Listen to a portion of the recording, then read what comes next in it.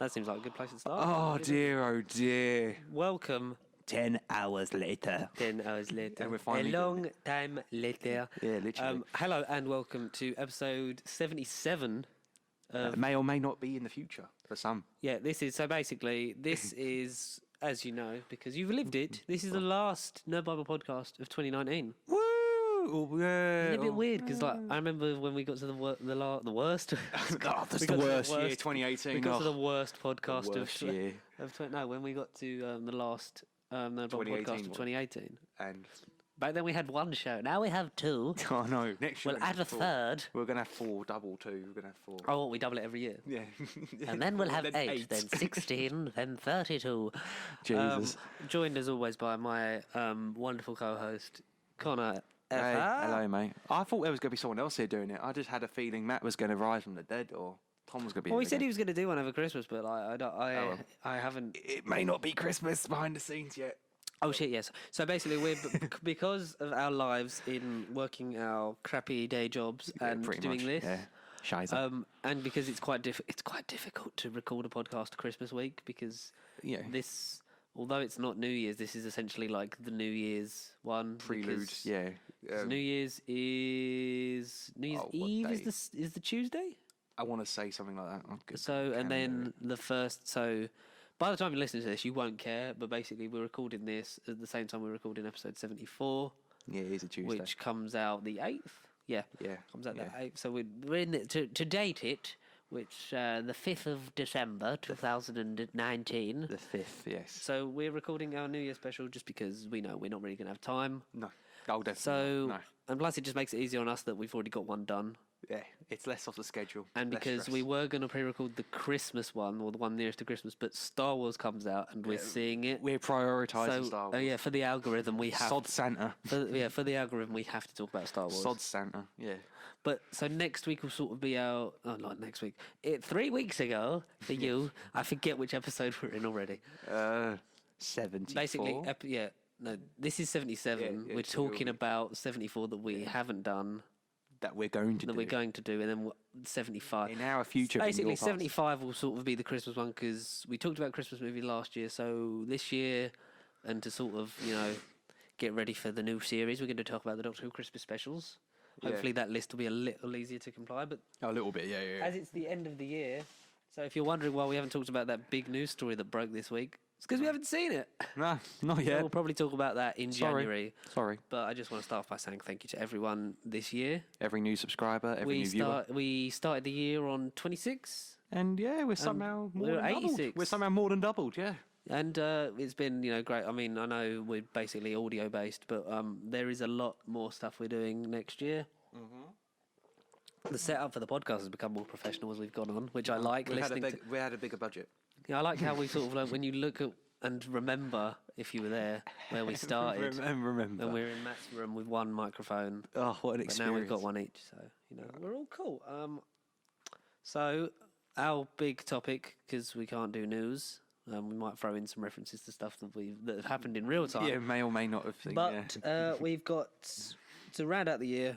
We thought we'd talk about our favourite, our least favourite movies of 2019. So be aware, time of recording, we haven't seen Jumanji or Star Wars, 2 films that we've been really excited to see, and some films have come out in America but are coming out in January for us. And if we did a top 10 or top 5 anticipated movies of this year, I think it's easy to say them 2 would be on there. Yeah, and we get to do that because we didn't do that this year. We didn't do. Well, we might have talked about stuff we're looking forward to. But not in a professional capacity. Oh, no. Not on camera, no. So we will be doing that. We'll start doing, what we liked last year and what we're looking forward to next year. This year. Yeah, we'll do that. Tomorrow, yeah. Merry Christmas. Yeah, Merry Christmas, people. Christmas. Or humbug, if you don't believe it. We've got 20 days and I need to finish. I'm going to do some... After this, I'll do some rapping. Not after this one. After I've done both of them. Yeah. After you've gone home, I'm going to sort myself. After you've gone, I'm going to sort my life out. Not everyone needs to. Shall we start with the bad news first? Yeah. And then do I'm the good afraid news? I've got some bad news. Some bad news. We've got. So, should we start off with worst? Yeah, go on then. Get the crap out of the way. So, my top 10 worst movies of the year. when I get to 5, then we'll interject because Connor's only got 5 because he's I too had a generous and he likes everyone. I did. I am a bit of an optimistic. I had a mental breakdown. I have too much respect for movies, yet Do you? I'm not a movie critic. You become a little one. bit. I am a movie critic, but I'm not a evolved, proper haven't you? critic. I've got too much respect for them. I like how you've evolved since Oh, your definitely. time on this The last show. 6 months, I feel. Say 6 months, 7 months. It's really Time's accelerated. gone forward. Yeah, literally. Time has flown by. This year, next... That if was we a did really bad Sylvester McCoy the impression. last one of 2020, I would have watched every TV series I would have wanted to. Yeah. That would be my New Year's resolution. It would be TV series.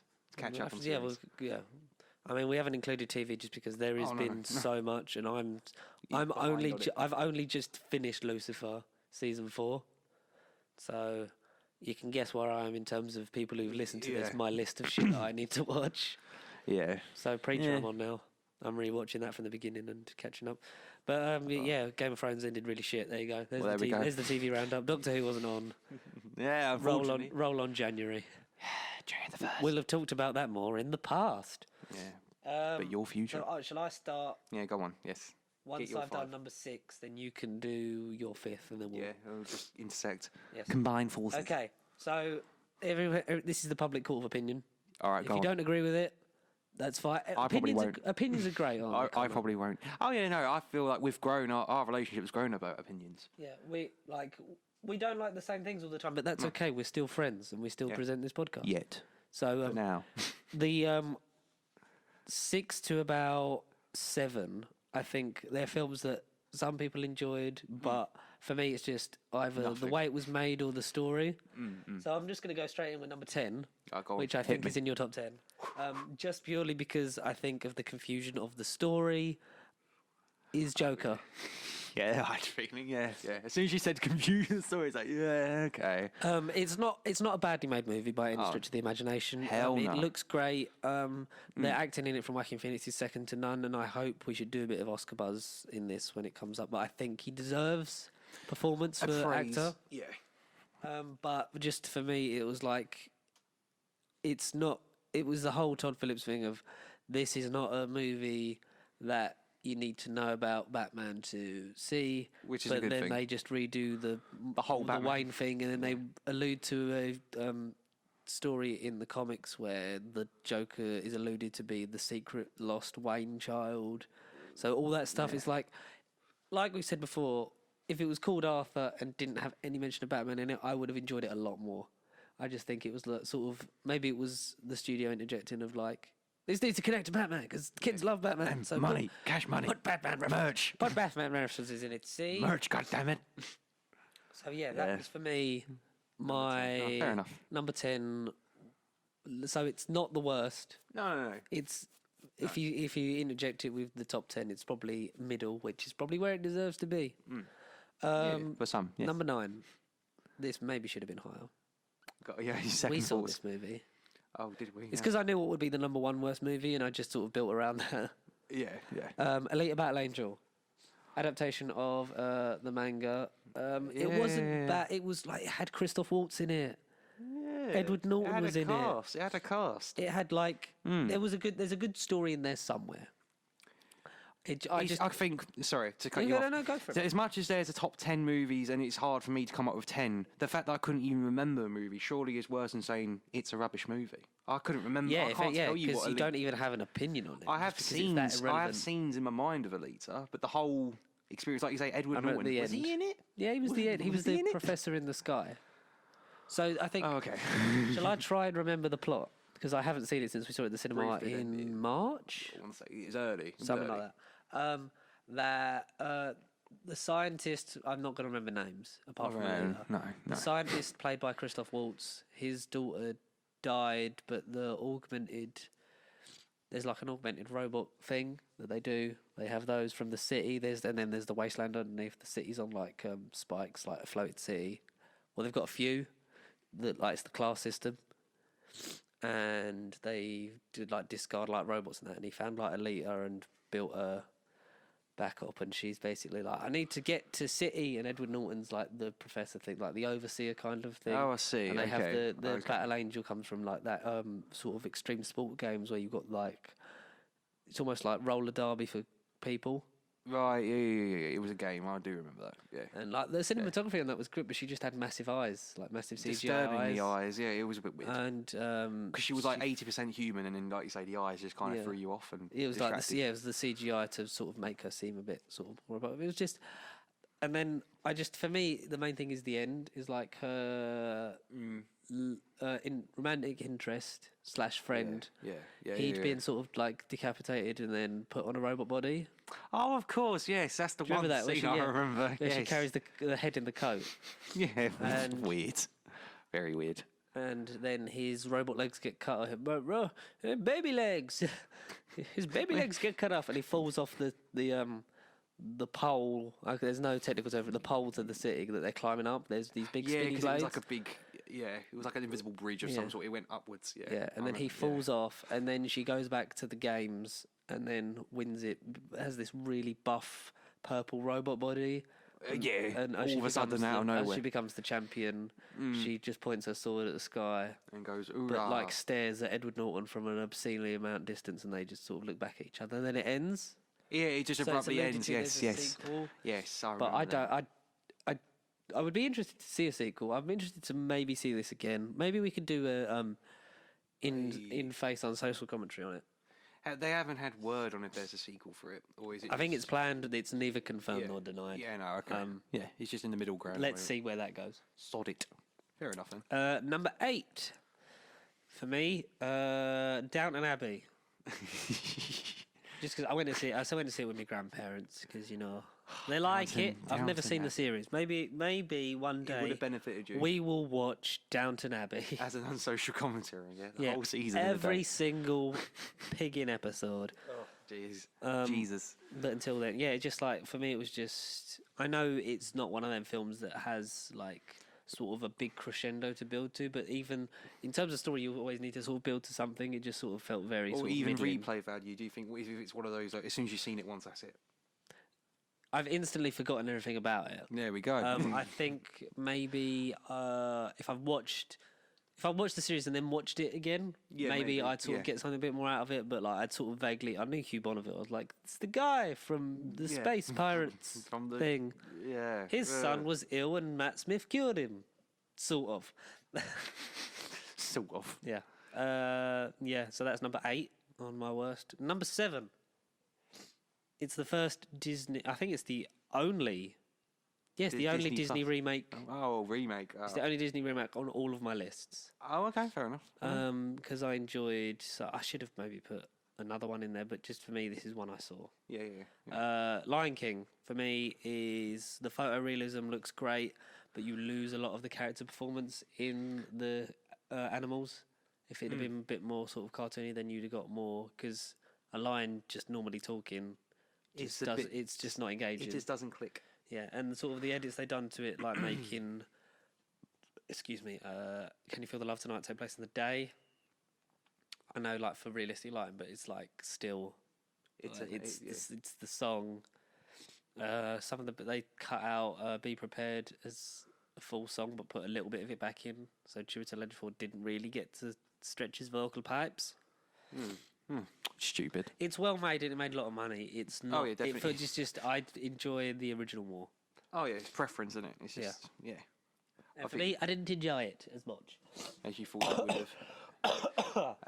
you would have. You would have enjoyed it. I thought it, just because like it's essentially Lion King again, so you can't really. You're paying for the name. It's the name. Lion Very King. true. Number 6, you didn't see this. Oh okay. Men in Black International. Yeah, okay. Just from everything I expected of the film, like it's a spin-off from the Men in Black series, which I thought was a great premise. Takes place in the Men in Black service in London. It unfortunately has Liam Neeson in it after everyone was like, he's a bit of a racist. It's like, no, he didn't mean it like that, but I get it. He sort of shot himself in the foot. But it's Liam Neeson. He does some crazy... He will find you and then he will kill you. It's got a great cast. It's got obviously Chris Hemsworth. It's got Tessa Thompson, straight off like the Thor Ragnarok Avengers dynamic. Yeah. Which I'm sure will come up again later, but or not. Spoiler alert. Yeah, none of us liked Avengers Endgame. Disgusting. I don't know. It's sort of. I don't know. It didn't really do it like with what you said of Alita. Like I don't really remember it, and that sort of says a lot more. Because the twist was sort of, it was like, oh yeah, because Liam Neeson's the bad guy. I totally did no not one see saw this that coming. Yeah, I've not seen this movie done before. Yeah, but shit. Just shit. Yeah. Just like nothing. And when you get like Men in Black 1 and 2, most of 2 are really good and really well done, and then you just sort of get to this point where it has the potential for it to be such an expansive franchise. It just isn't. Yeah. R.I.P. Men in Black. Just a bit of a mishit. But maybe if we do get another one, who knows? We'll do it better. Who knows, eh? Who knows? Well, give us your number 5 there, Cocker. Cocker. Number 5, worst films of 2019. The thing is, when we've talked about this on the podcast, we both gave it praise. I like this guessing game thing. We didn't talk about it not that long ago, to be fair. We gave it praise. I'm looking at my list. But we both said about it's one of those films you need to focus and concentrate on, and the name kind of adds to it. Okay. And this is, as much as it is Stephen King's, it's pretty much Ewan McGregor's Doctor Sleep. In worst? Number 5, though. So it's, like I say, it's out of the worst movies, it's the least worst out of the rest, because I still have... Oh, so you did it off of that it sort of like runs off the back of your best of list and then just goes pretty into... much. Like you say, it continues... It's in the middle ground, like you and Joker. It's your middle movie, kind of. Yeah. Yeah, okay, cool. Literally, because it's one of those where you have to focus on it. You kind of have to be in the mood. It's a long old slog. Yeah. I think it loses momentum about, I want to say, 3/4 of the way through. And I think at the end of the second act, you sort of get a bit of a thing where it sort of like slows down. The whole movie is slow. 80% of it is just heavy dialogue. Oh, no, I do like it. I respect it. I will be buying it on 4K when that comes out. But it's just... I thought you were going to say like Pet Sematary. When you said Stephen King, I was like... he may or may not, on any of my lists, he may or may not come up again. Well, maybe 2 more times, maybe 1 more time, who knows? We'll have to wait, won't we? But, so I don't know. Doctor Sleep, I liked it, fine, but it is one of those movies where I was sitting there, maybe it's because of the situations I was going through at the time, but I couldn't help but think, this could have been a lot better at times. It could have, yeah. A lot of the things, like with our best and worst, like if we have like a bit of overlap, so say you've got a movie higher up on your best of than mine, then we'll talk about it more when we get to yours. Yeah. That's definitely happening. I can tell. The force is... Just because like when we cite, so that we don't talk about the same film twice, so we'll do like if it cuts short. So like if you've got it high, so if you've got anything higher, tell me, and if I've got anything higher, I'll tell you, and then we'll sort of like we'll just go into a big like in-depth thing of it. Okay. Oh yeah, definitely. My number 5. I don't think you saw this.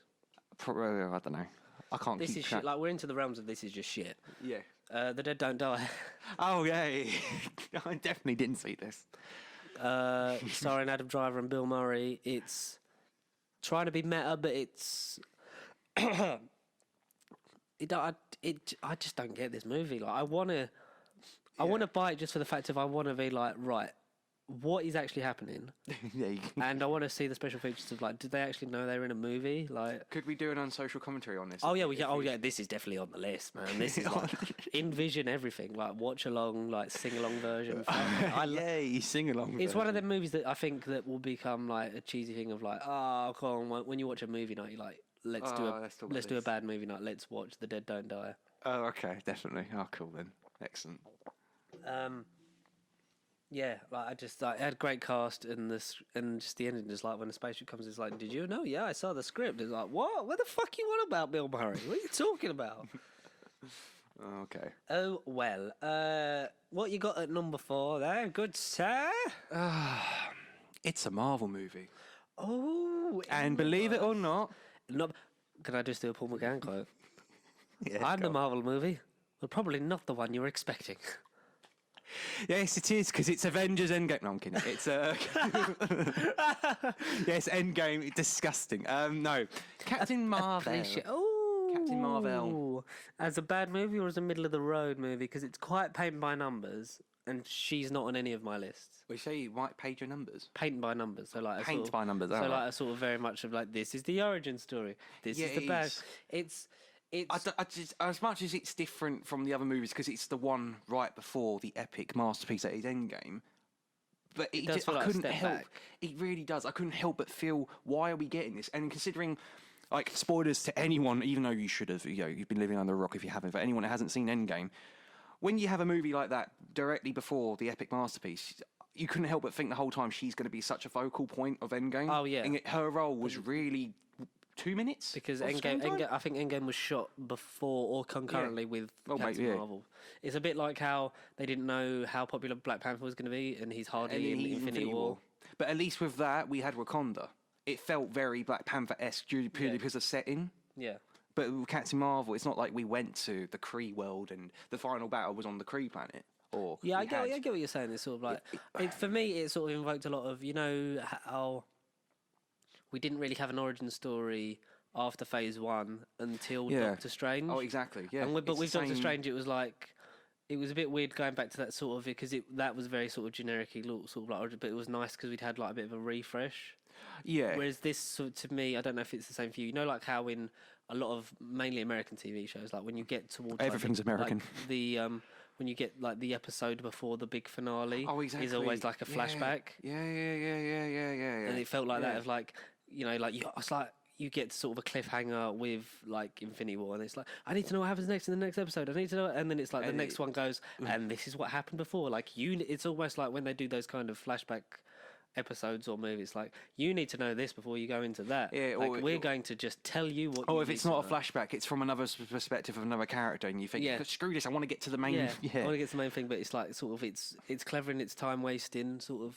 Yeah, clever. Yeah, I think I look forward to Captain Marvel 2. Captain Marvel 2, it might. Increase its effect, and you might appreciate it more. But just at the current time of this recording, I just couldn't help watching bits of it, like Doctor Sleep.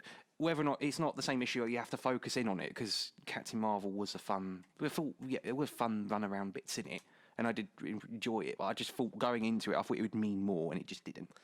So, I think for the payoff that you get, it was just like, and then the big plot swing about Nick Fury's eye, I felt as much as it's important and it is a funny moment, and we kind of didn't expect it. Is that kind of the one before your big final movie, like the prelude to your final movie? Like I thought it might be a significant twist to then how to defeat Thanos or something. I thought it might be a key, like if you get what I'm saying. Like the build up to it was bigger. It was better than the payoff. Yeah, sort of thing. Yeah, okay, yeah, look. Yeah, which I just couldn't help it. I completely understand. Yeah. Couldn't help it. I didn't put her on any of. I'll talk about it for a bit as well with you because I didn't put her on any of my list just because. Out of the 3 Marvel movies this year, it wasn't the best. Like they all made over $1 billion. That's great for these people that have made these movies. It's not great for Disney because they're just going to take over the world faster. But every sodding day. She was a world like it was a character that was long overdue. It was. Like the thing is, even with the lesser Marvel movies, they're still fine. They're still watchable, enjoyable pieces of entertainment. But they're just like when you compare it to like the big season finale, if you will, of Endgame and the sort of the nice little sort of add-on of Far From Home. It's it gets blown out of proportion. It's more generic, but like there's great acts like Jude Law's fantastic in it, Gemma Chan, obviously Brie Larson's like great at sort of playing the girl lost in time sort of thing. Maybe Jude Law, one of the best villains of the MCU, potentially. I don't know. That's a bit too bold of a claim. Yon-Rogg, even though like when we knew he was Yon-Rogg, it was like obviously, you expect that from that character, but like it was nice to see solid. Jude Law sort of play against her because he was almost like sort of the romantic lead hero kind of thing. Even like weirdly in Fantastic Beasts, he's almost like, look, it's young, sexy Dumbledore. Pretty much. I forget he was Dumbledore. That was so long ago. I think he forgets he was Dumbledore. Yeah. When was that, 2018? Yeah, because we've got another one next year. Yeah, literally. Every 2 years for 5 movies. Oh, okay. Jesus. Jude Law, man. What number was that for? That was 4, yeah. Number 4. Sorry for coughing into the microphone. I'm still a bit ill. 4. For me. Go on. Yes, go on. Basic, generic. We talked about it like a lot of these we'll have talked about on the podcast. Like all of them we will have. And off camera.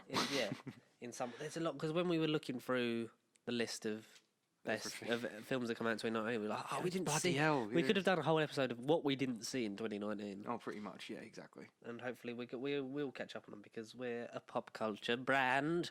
Oh, it's engraved in my brain now. But yes, number 4 for me is just it was very generic. It's a Will Smith movie. But Yes, maybe it's not just the one you were it's just the expecting. Will Smith movie. That's it. Yeah, Gemini Man.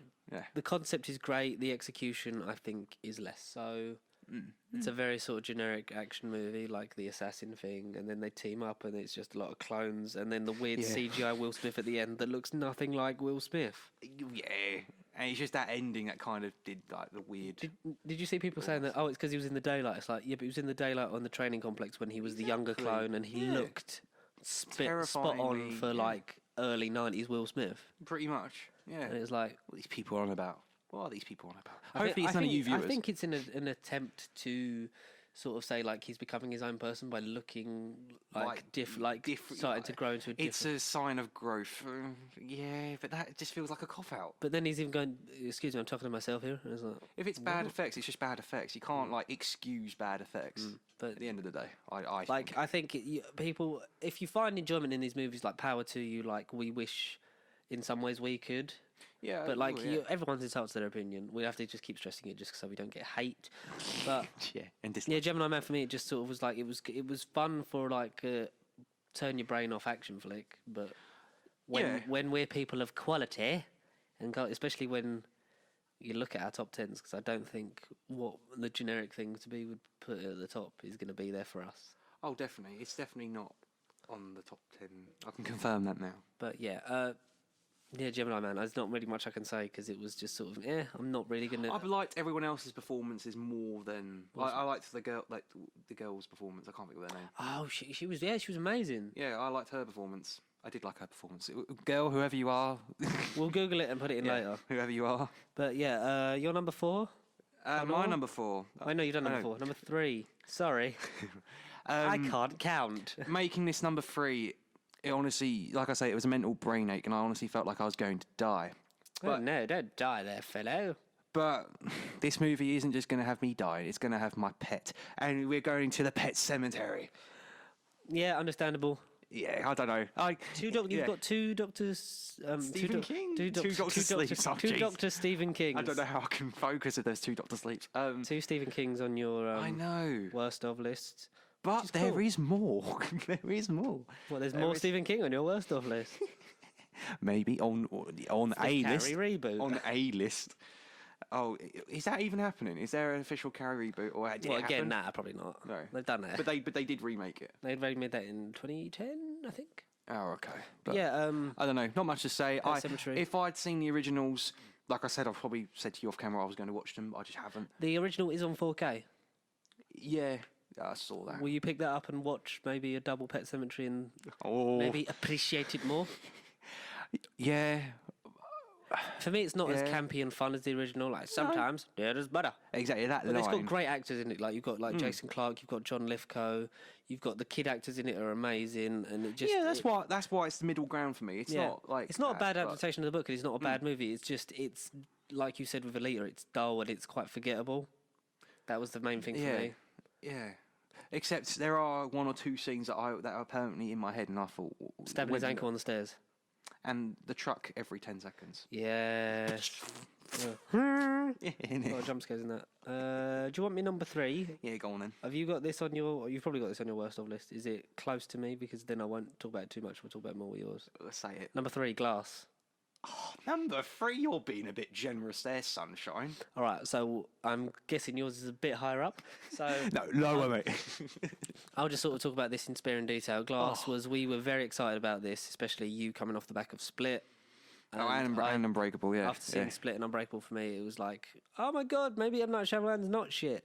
Yeah. And it just kind of was. Yeah.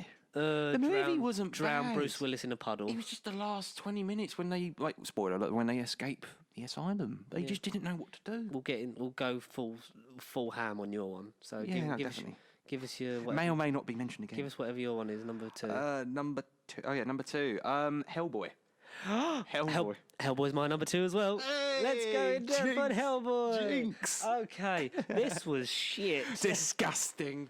I haven't seen the originals. I want to just forget this piece of shit. I want to watch the originals. I think it's really unfortunate because David Harbour's great. Like he's a great actor, especially when he's a wonderful human being. When you look at what he's got coming up in terms of Black Widow and stuff like that, and like so he's been fantastic in Stranger Things as Hopper. He's an amazing actor, and like he just was like he looked great as hell. Like Hellboy looked great. Oh yeah, that's definitely. the only thing you can say about that movie. Oh yeah. The script I think was weak. Ian McShane was okay as a different version of John Hurt's character from the original Hellboys. Yeah. Okay. But it's like, I love you, Hellboy, and he's like this weird CGI thing. I love you. Like when we went, there was a point with Merlin, I think, and I went. Oh, that's when I went. Merlin. That's when you went for the loo. I went to come back, and I went, what happened? And you and Connor both just went. No, because he literally got a sword out of nowhere. And it was like, okay. Because then he's a child. It's like Excalibur. Yeah, like he had Excalibur. He was a descendant of the devil and Merlin. Yeah. Because his mother was like, so it was like just some weird bollocks. And like the weird CGI-ness of it, like the field, like the battle, and then the sort of tacking on of like putting Abe Sapien at the end. It's sort of like it just didn't seem like it just felt like a movie that was like, did it need to be made? No, they should have. No. With a reboot, you want to put a different angle on it, so it's like this is why you should come and see it because this bit's different. But it was just like, yeah, we just got different actors and we're gonna just try and emulate the success of the first one. Because that character from the first one you liked, isn't it? That never works at the end. And that never works. But it's got a decent enough cast. I just think the story's weak, the script's, and then the weird sort of goblin pig thing that's like, we're cockney figures. Like, oh no, fucking Hellboy. If there was like a top 10 animal list in movies, he'd be number one. I think. Well, funny you say that because top 10 animals. Oh no, you secret bastard. We should do that one day, like a really weird, obscure sort of thing.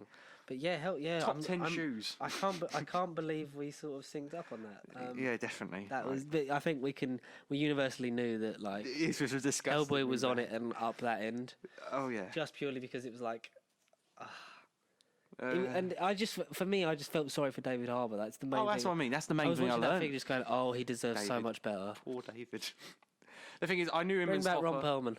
The thing is, I knew him as Hopper, like Stranger Things, but I never heard the name David Harbour so much until this movie, and then what he's got coming up, and then it sort of clicked, and it was like, oh, it's him from Stranger Things, the great actor that we all love and respect. Yeah. He's had a great arc, and leave the door open 3 inches.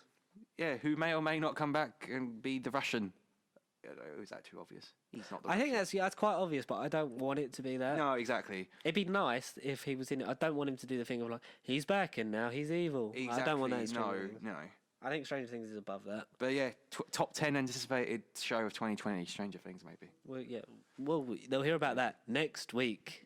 Yeah. Next week in like about 4 weeks' time. Whenever we record the next episode. Next year. Okay, so you're number 1 then, because we synced up on number 2. Oh, without a doubt. That was nice. Without a doubt.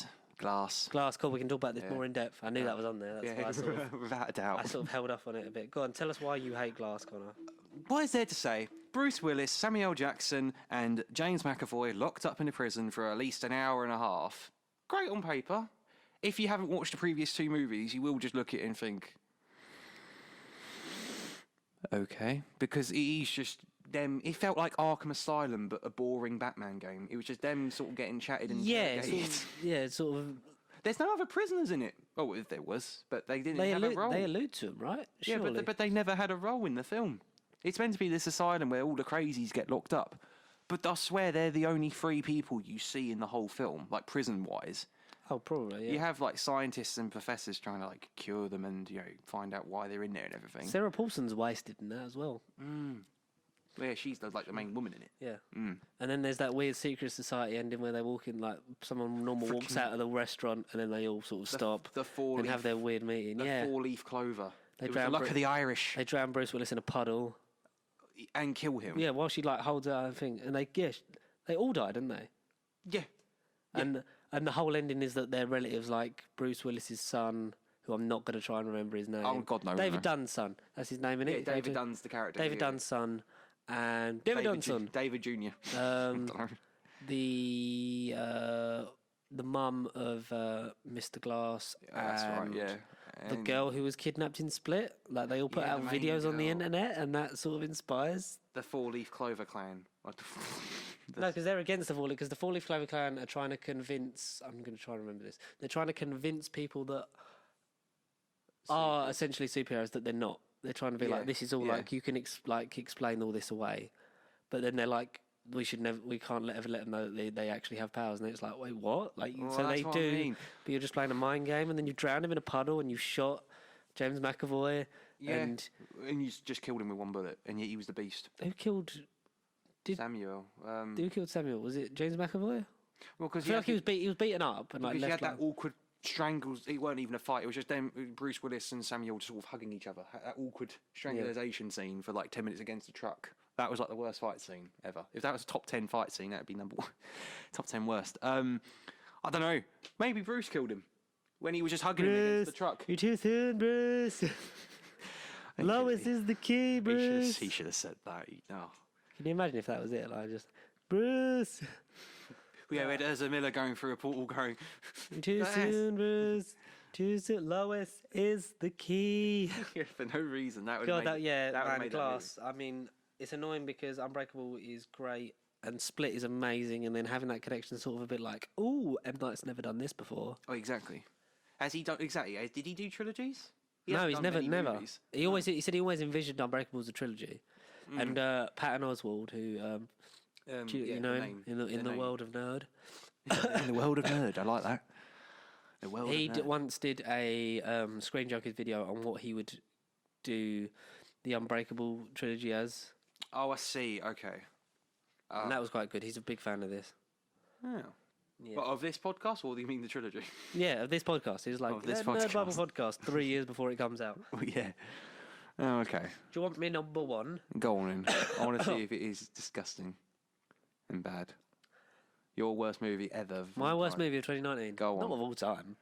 That's a list and a half that we'd have to do. Can you imagine? Oh, no. Take us 3 hours. X-Men Dark Phoenix. Okay. X-Men 3. Right. X-Men 3 again. Public perception. It's like this is the way the X-Men franchise ends, not with a bang but a whimper. Yeah. Sort of a bit of a dying light, a bit of a damp squib. Yeah, but we all knew that going into it. It was just. I think. Yeah. Do you think this would have been better if Disney hadn't bought them out? I don't think it would. I think probably not, because Simon Kinberg taking charge again. Like they'd done the movie before. Like, I've written it and produced it, and now I'm directing it. Yeah, he just wanted his fingers all over it. Yeah. I don't know. A waste of Quicksilver. Quicksilver shafted again. Of like, this guy's too good. Let's get him out of the way by like having the one scene where you're like, oh, he's gonna do the run, and then break his leg. Yeah, again. I know. Not break his leg. They just throw him against the wall so that because he broke his leg in Apocalypse. Yeah. Jennifer Lawrence dies, and we knew that from the trailer. Dun dun dun. Yeah, Joe dramatic. The young X-Men, we don't really care about them. Nope, because we know they're going to get recasted in about a year or two from now. So we haven't had enough character development to be like this. So like this version of Jean and Scott have been together for over 10 years, but they still look the same. Oh, legit, they don't. We've had like 40 years of McAvoy and Fassbender. No, that's the thing. Like looking at them, it's like this version of X-Men started off so good. Like X-Men First Class is, I think, my top 2 or 3 X-Men movies. Yeah, exactly. Amazing. It is iconic. And it's like it gets pulled down to this one of there's always a speech, Charles. Nobody cares. Which is the perfect settlement. Nobody does care. Nobody does care anymore. It's unfortunate for the OGs, McAvoy, Fassbender. Nicholas Hoult is really underutilised and written as Beast. Poor Nicky. Just becomes this is revenge because I fancied her once. And Jennifer Lawrence is like, I'm tired of being in these movies. Pretty much. Oh. There was a rumour that she was going to be in something the other day, but I can't remember what. The villain in the bin. Villain of something. In the bin. Get Jennifer Lawrence in the bin. I can't remember. She's a bit of an arse. That's just my opinion, just from the way she comes. Worst actresses. Just the way she comes across in an interview. She just goes like, "You don't seem like you're that much of a nice person. You seem like you let fame go to your head." But that's a different conversation. Just Dark Phoenix. It was like I went into it knowing it was going to be shit. Me and Connor went to see it, and it was like, we know this is going to be bad. But this is the last one. We have to see it just for the fact that this is how it ends. Because we're never going to get New Mutants. No, God no. That's meant to like if that comes out out next year, I'll be amazed. I will not think of a forfeit now because it probably will come out now. But like, I like it's just this is the way it ends, and like I want a rest now of the X-Men. Like let's rest them for a couple of years. Yeah. Tease them. Let's not have Wolverine. Let's make Scott the leader. And Let Deadpool introduce them. Let Deadpool introduce them. Yeah, I think they'll come off the back of that. Like however Deadpool ends in the MCU will be sort of like the gateway in. For like, the hey X-Men. guys, I've got a bit of budget this time from another studio. I'm the mascot of an evil corporation. Best part of the Simpsons movie. But that's me. That's our worst. Shall we go into best? Oh, please. We need a bit of positivity. We've got both a top 10 for that. We need a bit of positivity. You can go first. Start number 10. You start number 10. So we're gonna do. We've got some.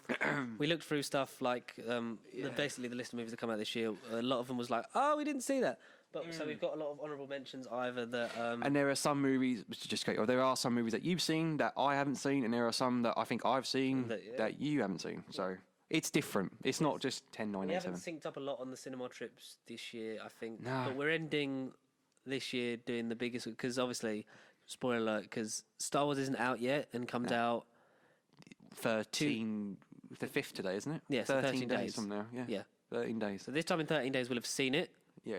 Which is why we'll talk about. We'll have If we're awake by then. We'll have talked about it on episode 75. Yeah. So this is pre-recorded, obviously, like we mentioned earlier. So Jumanji and Star Wars: Rise of Skywalker, I think, are the two big ones because I know they're in honourable mentions because we sort of want to get this out of the way. We're really looking forward to them. They have to be. And we assume that maybe if we'd have been able to do this on time. Yeah. That they would be on it in some capacity.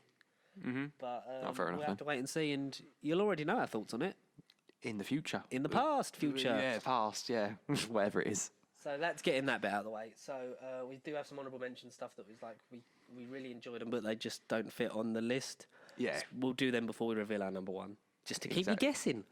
So hit me with your number 10 movie of 2019. It shook me, but at the same time, it shook F. It's a bit of Shakespeare. It's a bit of a spoiler. No, it completely shook me that this was on here. After sitting here for about half an hour trying to come up with a top 10. We did, didn't we? What can I say? I don't know. What can you say? I wanted to say all wrestlers are in it, but it really isn't. And no, it's not about we have family fighting. We have wrestler movies this year. We've got John Cena, Dave Bautista, and The Rock. The other one. Yeah, I was like, who's the other one? The other one. Who the fuck's the other guy? Randy Orton. Randy Orton out of nowhere. With an RKO If from you a smell bad movie. what Dave Bautista can't see. Is bombing. Batista bombing. No, Stuber. Stuber, play on Uber. What can I say? I don't know, I didn't know what to think of it. It was just going to be a weird-ass comedy that kind of copied the Deadpool formula, but I didn't know it was going to be the whole movie of them sitting in a taxi. Or, not the whole movie, but, I remember when we saw the trailer for this, and it was like, oh my god, this, like... It's Deadpool. But not in a costume. I am Stu, how do you do? Yeah, I'm Stu, how do you do? Camille Kajani's great, Dave Bautista... How I got introduced to Camille Nanjiani. Because he was in Men in Black, and he's in Eternals, and I can't wait to see him in that. I'm glad he's in the MCU. He's good. But yeah, it's Dave Bautista. Uber. So basically, he has an eye operation because he can't see, and then he has to get driven around because he won't be able to drive himself, but solves crimes with his Uber driver, basically. Yeah. And his Uber driver's the classic, like gets bullied by like people and sort of doesn't stand. Isn't confident. Yeah. He learns to be a man. He has a crush on this girl he likes, who he's best friends with. They sort of share a clothing company or whatever company it is. Oh yeah. Oh, the yoga girl. Yeah, that's it, class. yoga. But then he tries to eventually sort of tell her how he feels, but every time in every scene, like something funny happens in the background, and of course he just gets interrupted and he doesn't tell her. So it's a bit of a love story. Batista is a cop trying to catch a villain, so the whole time they're not just driving around in a taxi for no reason. Batista's trying to help him solve his relationship problems, and then you've got Stu trying to help Batista catch his criminal. But then there are a couple of like typical thriller twists as to who the bad guy really is, and you saw it. Cop, yeah. You saw it then, did you? Yeah, it's in the. It's in there.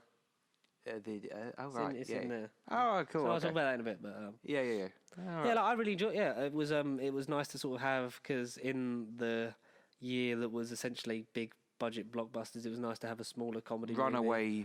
And it was nice. Not connected movie. Yeah, it was just a laugh. It was well made. Like the people in it were great. Yeah, just Like funny. I think the dynamic between Camille and Dave was just like Spot on. It was great, and it was nice to have that. It was nice to have Dave Bautista operate outside of an action movie. Yeah. He can be the full-on in Drax without being in makeup as well. He can be the full-on comedian that he was born to be. Yeah, I think he was great, and I think it was. Yeah. I mean, Jumanji Saga hasn't come out yet. Yeah. My favourite movie this year with a wrestler in it.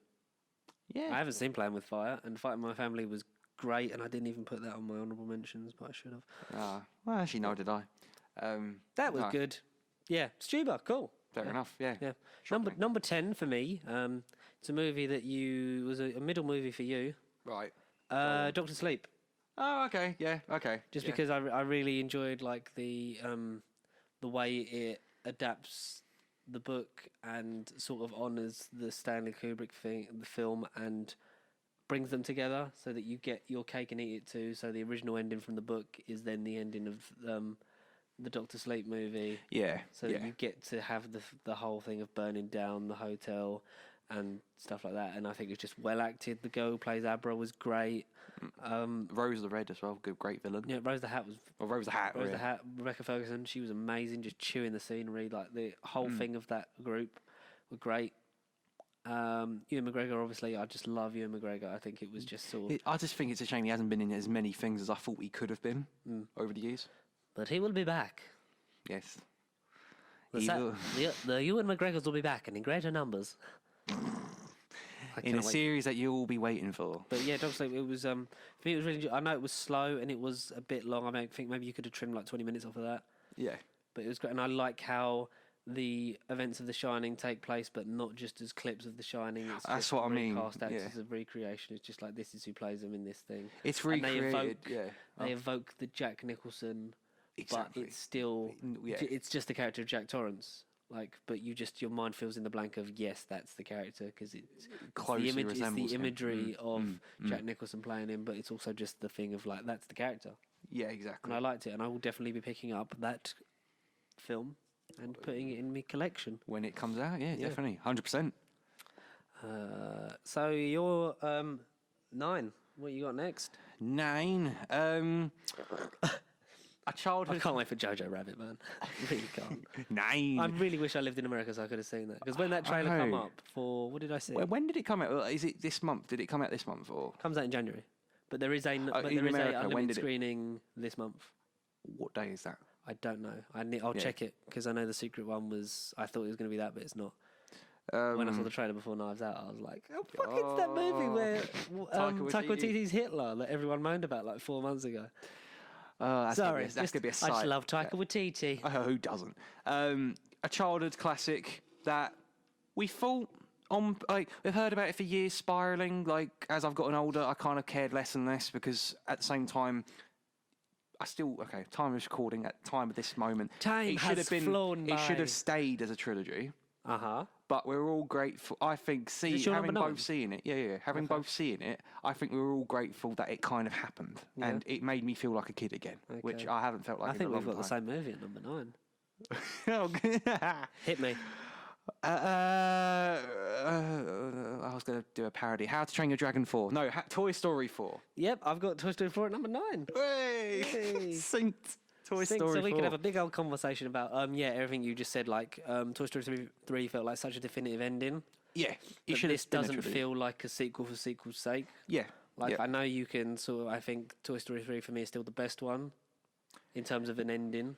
Like, this feels like... it feels like an epilogue, really, doesn't it? It does. A definitive epilogue this time. I don't think there should be a 5. I think they could do one. Oh, definitely. But like 3, I don't never. think they should, because now the story of the ending of... but this feels like the end of Buzz and Woody, whereas last time felt like the end of the toys' journey with Andy, is essentially what it was. Yeah. And the stuff with Bonnie's great. It's a shame that we don't really get to see more of a dynamic of Bonnie playing with the toys. No. We sort of get that in the first 20, and then like making Forky's a great character. Oh, he's amazing. And it sort of like delves more into the lore of how toys are sentient. Duke Kaboom as well. Keanu Reeves, what a voice for role he was. Not the only movie that Keanu Reeves is in on my list. And spoiler alert, neither on mine. Yeah, I can't wait for him in SpongeBob. Yeah, I Have you can't. seen him in that trailer? Where his name's Sage, and he is Sage, and as he says, works out pretty well. It's just Keanu Reeves' face of the tumbleweed. As you do. More Keanu Reeves, please.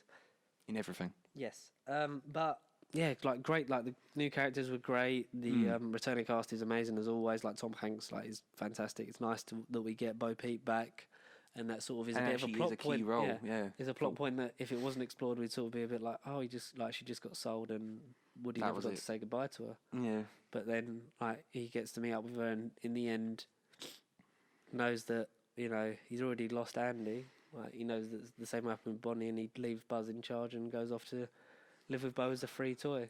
It's something that he'd always been afraid of being an abandoned toy, because he felt like being loved by a child is the main thing a toy is created for.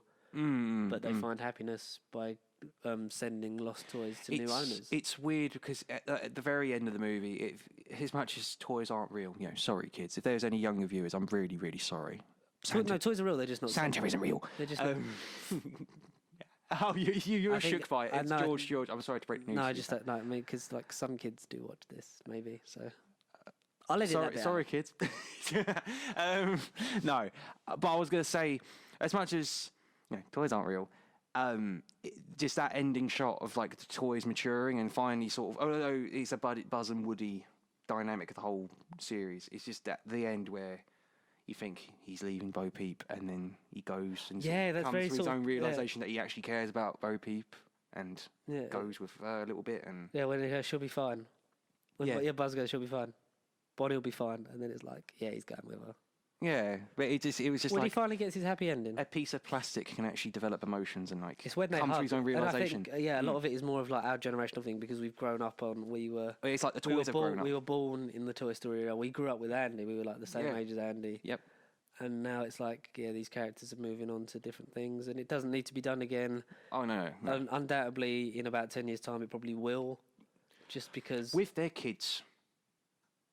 Maybe. If they have kids, I don't know. Woody's kid, Bo Peep's kid. Can toys have kids? That's never really sort of been explored. There we go. That's a question. That's a movie. We don't really know, but I love Toy Story. Like, Toy Story, as a franchise, is my favourite Pixar one, just for sentimentality reasons, and a soft spot. Yeah, classic. And I didn't have a bad time with it. I loved it. So that's me. That's nice. That's me and you, and we both had number 9 Toy Story. Is our number 8 going to be the same? It'll be frightening if they are from now on, if we're all exactly the same. Number 8, again, I can tell you it's not. But I say it was one of your, like, not necessarily one of your worst, but it was one of your sort of mid-tier movies in terms of your scaling. Yep. But it's a movie that, without this movie, I wouldn't have heard of Joaquin Phoenix, and that is Joker. Yep, fair enough. That is Joker. Fair enough. I know that when we did talk about it, you were very much sort of more like, this is great. This did more for you, because I think you managed to sort of just detach yourself from it and just sort of enjoy it for what it was. I just respect it. It's a fact about. I see it as a film about mental health. It could have been about any other character. It could have been away from the DC universe. It is, but it's sort of. There's arguments for it. Sort of portrays people with mental health well, and it doesn't. Yeah, I think it just depends on your interpretation of it and how you sort of view it. And I can confirm that after seeing it twice, it is one of these films. As much as it is trying to be like multi-choice, true to the Joker's character, in the sense like you view it as one way. When you're watching it for the first time, you just watch it as what it is, and then the second time, you're looking for the sort of the. Is it all imaginary? Like, I don't know. Second time around, I want to say that for me that just theory. detaches it for me. It's like. But then I'll watch it again the third time, and I'll think something different, maybe, or slightly. Maybe a rewatch is what is needed. I don't know. It's just one of these movies where it might. In years, I don't want a universe from it. I don't want a sequel. No. I think we'll just see how this stands up. If anything, like we said previously, do standalone villain movies, and that's really what they want to do. Yeah, like maybe have allusions to Joaquin in the background, have newspaper headlines. And maybe have like the events of like each movie happen in the background of the next. Exactly, yeah. You could do that, yeah. But, I'm not opposed to that, yeah. Why are you not running DC? Someone has to. We can both do it. Yeah. If Marvel ain't hiring us, DC should. Yeah. We can fix the company from the inside. We'll cast Robert Downey Jr. as Condiment King. Oh, good God. Peter Capaldi as Polka Dot Man. Oh, I don't hate that. Do you reckon that's who he is in Suicide Squad? Because we don't know, don't we? We don't know. That's really just put that up me. I really like that. Okay. Exciting illusions. My number 8 Yeah. is a film that I enjoyed. It's a franchise film. Right. Go on. I enjoyed it very much. It's probably the first one that I've sort of flat out just been like, I know the franchise has become more ridiculous and sort of cartoony as it's gone on, like from its origins in its first one, and over 8 or so films you get like that. Yeah. And it's the first spin-off. It's a movie with a wrestler in it. It's Fast and Furious presents Hobbs and Shaw. I had a lot of fun with this. I didn't expect. I don't think who didn't. I didn't expect to have so much fun with it. It's directed by David Leitch, same director and creator of John Wick. Yeah, thank goodness. Who then went into and directed Deadpool 2. Like, he's got a great eye for these action set pieces. So far. It's a very... Didn't he do Atomic Blonde as well? I feel like he might have. Because he's had a good track record so far then. Oh, David Leitch is an amazing filmmaker. I really do like what he's doing. And it just, like, it looks great. It's silly in the way... Bombastic. That Fast and Furious has adapted it to that, but it takes the piss out of itself, essentially. Oh, yeah. It almost wants to break the fourth wall without breaking it. It's basically saying, but, like, the characters are so different from what they were in Fast and Furious, but they're sort of like, you're at a point now where it's like... It's a shame that they aren't in Fast 9, but hopefully are in the finale. 10. We've got to be in 10, hopefully. Because the beef has apparently been quashed. But like Ryan Reynolds is in it. We didn't know he was in Unexpected it. cameo. Rob Delaney's in it. Kevin Hart as well. Kevin Hart's in it. Like Rob Delaney and Ryan Reynolds are both in Deadpool 2 with David Leitch. So maybe that's the thing. There's a connection. There's like a lot of like so when that's just like there was nice little surprises. It's a very tight 90 minutes. Yeah. It's tight. And then they go to and Samoa. You can argue about the final act being a bit redundant. It is like the hour and a half where they do the facility. Like it seems like a natural end. Like, oh, we've done it, we've taken it out, and then you can tell that The Rock just wanted to go to Samoa and have and get his WWE. Oddly, the second movie to have a sort of this year to have a sort of Home Alone ending. Yeah, I'm trying to think what other movie. Rambo. Oh yeah. It's like Rambo: Last Blood and this are very much sort of like, we don't have weapon, we're going to have to fight off all these bad guys by laying booby traps. And then it's suddenly at night and raining after it was sunny when they were hanging off the helicopter. After a shot, it was bad editing. That's probably, if it was a top 10 worst edited bit, it was probably that scene. Because it was daylight and all of a sudden it was dark and it was like, hang on. Yeah, I know they sort of like explain it away of like, there's a storm that will hit on this side. Like it's not like you saw a lightning flash and then it went to night time. You literally saw day and then it went to night. There's no lightning. Went to night after they fell down the cliff and it was like... Yeah, it was just stupid. That bit was stupid. And Idris Elba's a great fun villain in that. Oh, he was amazing in it. Yeah, he's literally a walking Cyberman without being in armour. I'm Black Superman. I'm Black Superman. Oh, good. There's like so many tropes of like, buckle up, fat boy, I'm going to save your life again. Like they're good, and like Helen Mirren's like great in the return of it, which we didn't sort of. Well, we expected when we found out that it was like his that Vanessa Kirby's his sister. Like that she was a nice addition to it. Helen Mirren being his mother. Yeah. So and then but it talks about her kids, but it's like, what about Owen from Fast 6? Like Owen really gets short shafted because he's alive again. Like he's awake. Yeah. That was weird. Hobbs and Shaw, like, great. But going forward, who knows what they'll do? Sequel? It's its own spin-off franchise. Who knows? I don't know. I think would you want to see another one? Another spin-off of this, yes. Yeah. Maybe with more characters in it. I'd like to also see these play in the Fast and Furious bigger universe. Yeah, be more hopefully connected. In the finale. Yeah, if that is the finale, because they'll probably just make more. Who knows? Number 7, Miss Spaniel. Number 7. One great movie. Actually, no, hang on. It weren't a great action movie. The one I had, following off of yours, is another great action movie, and it's got a Mr. Reeves, and it's to me the beginning of his universe now, the real beginning, and it's John Wick number 3, Parabellum. John Wick 3. Again, I would have thought. That? Oh, good God, I don't know. I'll Google. Because it wasn't Leitch. I thought it would have been. I thought it would have been higher, but. John Wick is on mine and is higher, so I'll just say that. So John Wick 3, it's Chad Stahelski? Chad Stahelski. Yeah, that guy. Yeah. Cool. We'll talk about that for a bit. Okay, that is on my list, and it's a lot higher. Literally, that was probably the first trilogy. That I think it was from that film onward that then I got serious about the films and everything, because I remember you saying to watch the other two, and I thought, oh, good, it's only 2 films, I can do that. Bought the first one. Loved it, but then the second one was on Amazon Prime. I only had like a day left to watch it before the third one came out. The second one literally all within the span of a week, pretty much. I watched all 3, so I kind of had a cohesive understanding of the whole series as a trilogy or whatever so far. Just loved it. Just Very well easily made. the best one. Well made, most dramatic, most tense. Kind of twists as well. There were so many twists in it. A lot of world building. It's the longest. It's the best. It's everything. You can see the budget going up because much. as each one makes more money, they put more money into it. It's just like, and Keanu Reeves is amazing. Success, yeah. I want to see more of this. I want to see the spin-off of the ballet school. I want to see the crossover with Atomic Blonde that they're pitching. Cool. Like, I want to see That's everything. what I want to watch though. Yeah, I think it's a great universe. Definitely. Potential is the sky is the limit for that series. And I was looking forward to it Anyway, the start of the year, but I think it just sort of blew my expectations out the water, which is why it's a bit higher up on my list. Just purely because the first and the action set pieces as usual, just spot on. so well made. Like the stunt team in that one, these films are just perfect. Oh no, for me, I thought it was going to be in the top 5. It's only because of free shuffling and actually sorting out the order. Like that's why it's lower. In my mind, it was going to be say at number 5 or number 4, but shuffling has kind of changed it. So That's all right. We're allowed to shuffle. Yeah. Do you want me number 7? I think your one of this will be higher if it is on the list. Maybe it might be rubbish. I don't know. My number 7 is It Chapter 2. It's not on there. That's one I'm the most shocked about. It's not on there. It's not on there for you. No, after everything, it's not on there. Is it in your mentions? Of course it is. Oh, there you go. Absolutely. There you go. Yeah. So It We Chapter can talk 2, about it. we saw the double bill Yeah. of 1 and 2, which started earlier. So it meant You got- did. I did. Were I you not there? I don't remember No. what films I've seen with you. No, I think Far From Home was the last thing I saw with you. That was July. I know. It's a good thing we're doing Star Wars. I know. We need to get better at this.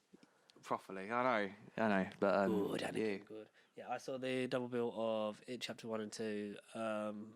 It's great. Chapter 2 is a bit long, and it was so like seeing 1 and 2 because I hadn't seen 1, so seeing 1 and 2 back to back sort of gave me a good cohesion of the story and the numbing me down to the jump scares. So like by the second one, I was sort of like Used to the go thing, into a room, see a thing, nothing's there, then the jump. Then it But, like, happens. Yeah. Bill Skarsgård's amazing. The cast are great on the most part. I think you can take half hour out of this movie and it still works. But I'm still down for the 7-hour Extended. Andy Machete cut of both films, including the stuff happens. he wants to add in.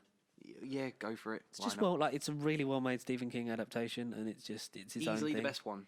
Easily the best one. I'd say so. Yeah, it is a complete when you view it with number 1, because I think the problem with the book and the miniseries is that the adult thing is a more Run boring ending. It concurrently. is a more boring ending. So having the book's the best way to consume it, because it sort of interjects in and out. I mean, it becomes less as the book goes on, but the ending for the adult bit is definitely Dull. the weakest. Yeah. Whereas the ending with the kids is like, it might still be out there, we'll have to come back, is more of an interesting thing. Take on it. Yeah. But yeah, I really enjoy it. It's why it's sort of middle-ish. For me, well, I'll go into it later on, but for me, it's the one that got me into horror properly. Yeah, It's the first real horror that I kind of appreciated, not because it was scary. appreciated. I just like the story behind it. Oh yeah, definitely. I really loved it. Mm. And It it was was the middle of there was more movies that came out that I really loved, including one that came out not that long ago.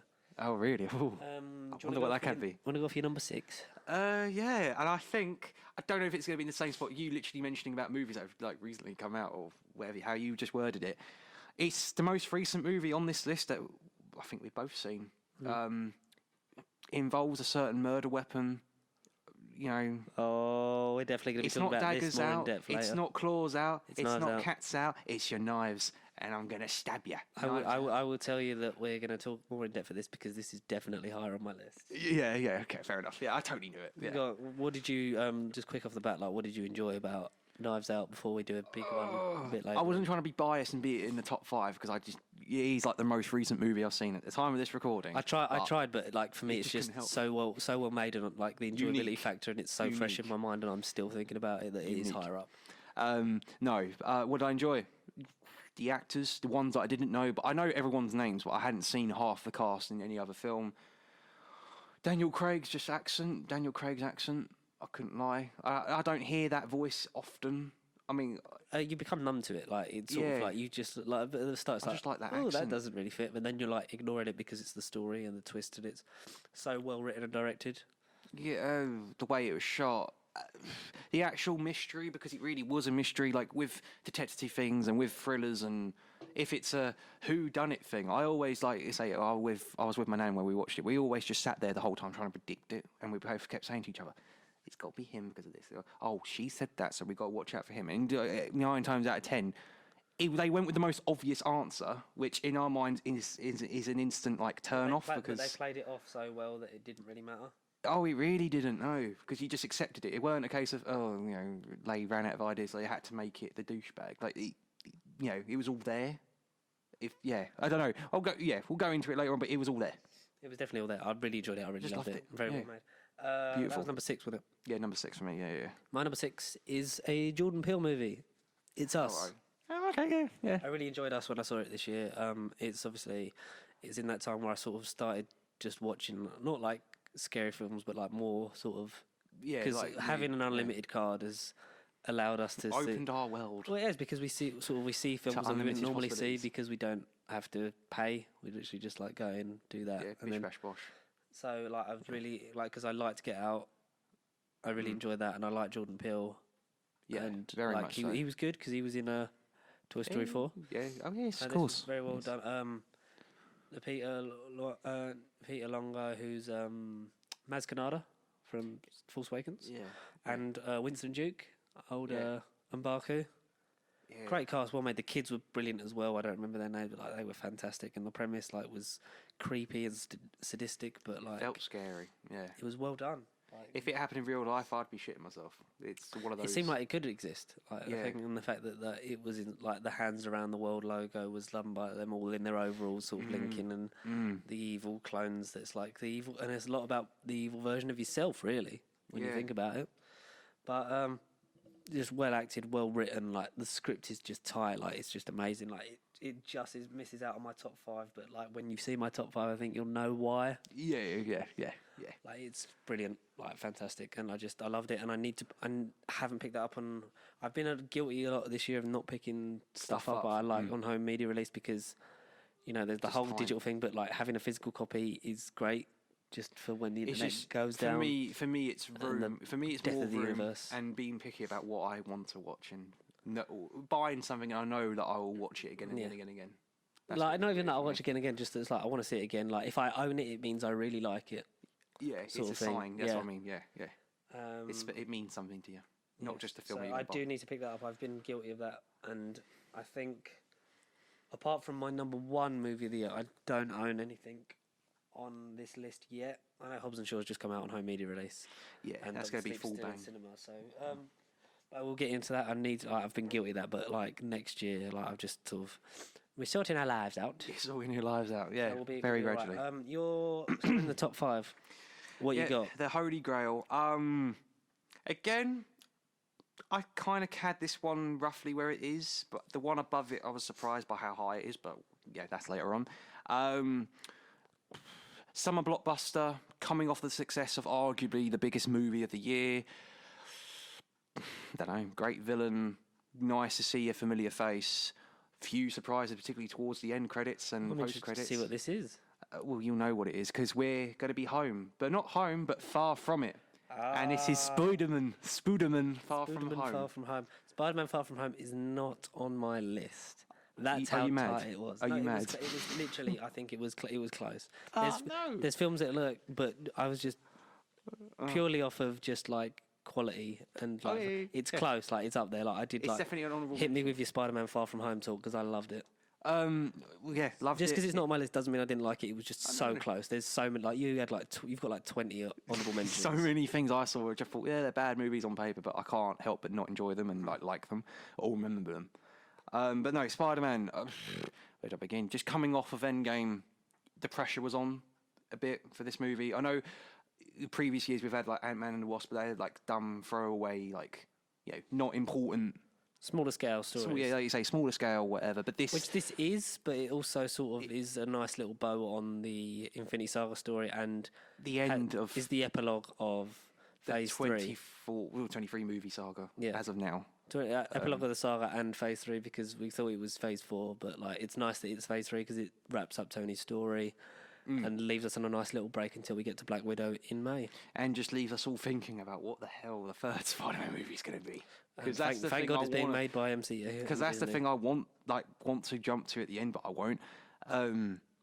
don't know, just follow. It does the Homecoming formula really well. I like the fact that it's not just set in New York at school. I like the fact that they went abroad and like travelled. Yeah, but it'd be nice to have the third one be a Friendly Neighborhood Spider-Man movie. I think Manhattan closer, yeah. Because it'd be nice that if his arc at the end of the trilogy, or if that's just the end of his MCU run.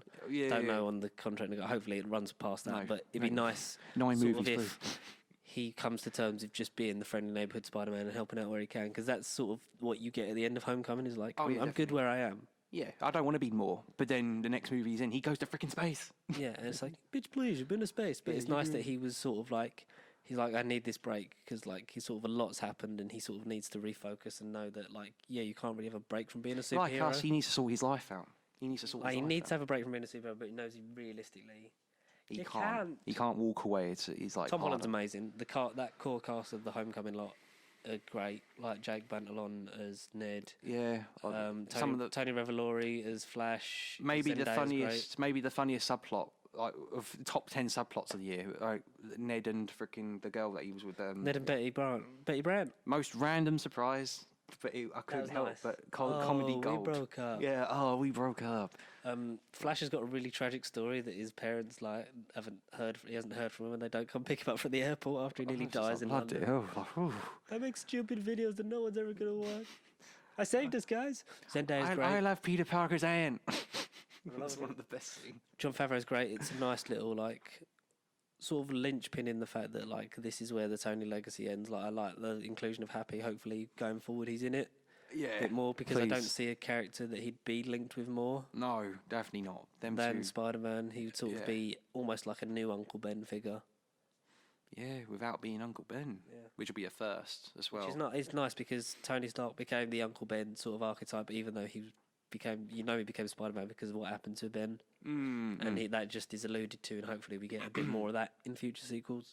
Yeah, we could actually have an Uncle Ben. Yeah, who would you cast as Uncle Ben? Or I don't think we'd see a flashback, but if we did, or would you just have a silhouette figure? No, I'd just like him mentioned by name and just have a picture of him like on the side in the apartment. Do you know who I'd like? Who would be in the picture then? So, Marissa Tomei is in her 50s and looking damn fine for it. She don't look 50, that's for sure. So, do you know who I would cast as Uncle Ben? Uncle Benjamin Parker. For me, it was my Uncle Benjamin. The thing of this thing is, Miles, you can't save everybody. Oh, God. Might be a fun one. Yeah, go on then. Just age up Toby. Stage up Toby? Age up Toby Maguire. Oh. Age up Toby Maguire a little bit. I know he's in his 40s, but maybe he just works now. That would be funny, actually. I think it would be funny. Just a picture of Toby Maguire.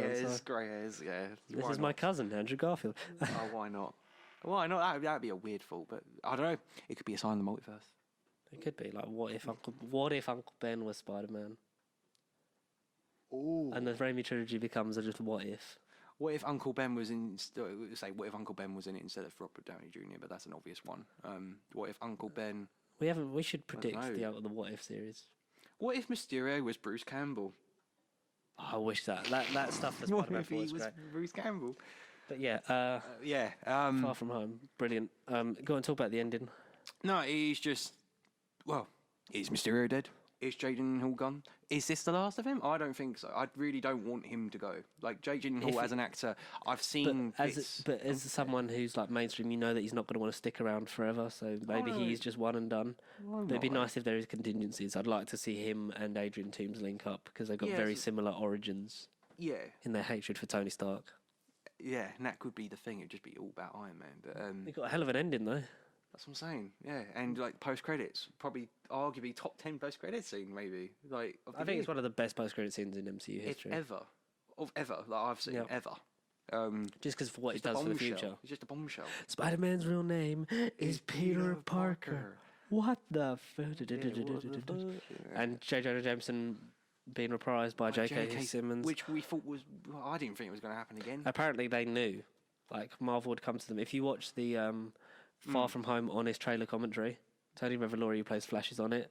Apparently, like he says, like like they read like the end is like, J. Jonah Jameson's coming back, and we want to get J.K. Simmons to do it, but we don't know if we're gonna. Yeah. And apparently, that was filmed Like his scene was filmed not long before the premiere, like a week or so. Like they managed to just get him in and green screen him and put it in. Bloody hell. But no, fair play to him and brilliant cut. And it's nice to see this young cast grow up, and hopefully we get to The journey see will continue. a lot more. Yeah, we will at least conclude the high school trilogy, and hopefully maybe we'll move on a bit from In an that. ideal world, it'll Yeah, no, continue I on. think it will because they know that they're better together than they are apart. Definitely. Everyone's under the same banner. Do you want my number 5? You go on then. Hit me.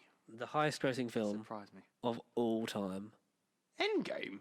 Avengers Endgame is Number 5. Number 5. It's definitely. It was always going to be in the top 5, but when I think of like this, Number 5. it is a victory lap for Marvel. Yeah. And I love everything about it. I love the story. I love the conclusion. I love all the people. But there are just some films that I was just like, I was either pleasantly surprised or I was like, this is a You better, must have been surprised. a better overall story because the story is very much just like. This is not slagging off Endgame, but it's very much like we're just going back in time. We're going to stop Thanos, and it's great and it's well done. But it's like just for like other storytelling things. There's more in other films that I love, but I love the hell out of this movie. This is obviously my favorite Marvel movie of the year. Oh, yeah. Obviously one of the biggest. Robert Downey Jr.'s final farewell to Chris Evans as Captain America. It's a big sort of like if you want to get off the MCU train, here's a place to end. But we're going to carry on, and our stories are just going to get bigger and crazier. We ain't stopping for another 23 movies. Yeah, Yeah. 100 more years. MCU.com. Morty. Oh. I loved it. I love this movie. There's just like, but I loved Other things more. just a little bit. I mean, this. Earth is your number 1. I think my top 5 is very sort of swappable, just in terms of like I Yeah. love them. Like they're all very close. But yeah, like what else? What can we say about Avengers Endgame that we haven't already said or other people haven't Where's said? number 2? Oh, there it is. It's great, isn't it? Yeah, no, it is almost a perfect movie. It's a perfect conclusion. It is. It ties up everything, and it's like if you want to get off, you can, but we're carrying on. I would just maybe tweak a few scenes, cut a couple of minutes, a few minutes.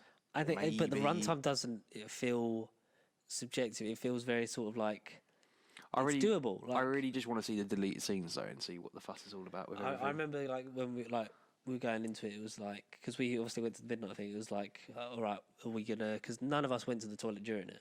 Oh no! Surprisingly, no, we didn't. I saw this film 6.5 times. Oh god, did you? You saw it 6 times? I saw it 3 or 4. 6.5 because one of them, Six and a half. one of them, like we walked into the wrong screen and it was when it was an hour and a half in, and like we sat down, I was like, because obviously it was unlimited. I was like, well, I ain't getting it. We'll just watch this one. We'll just watch when the time travel starts.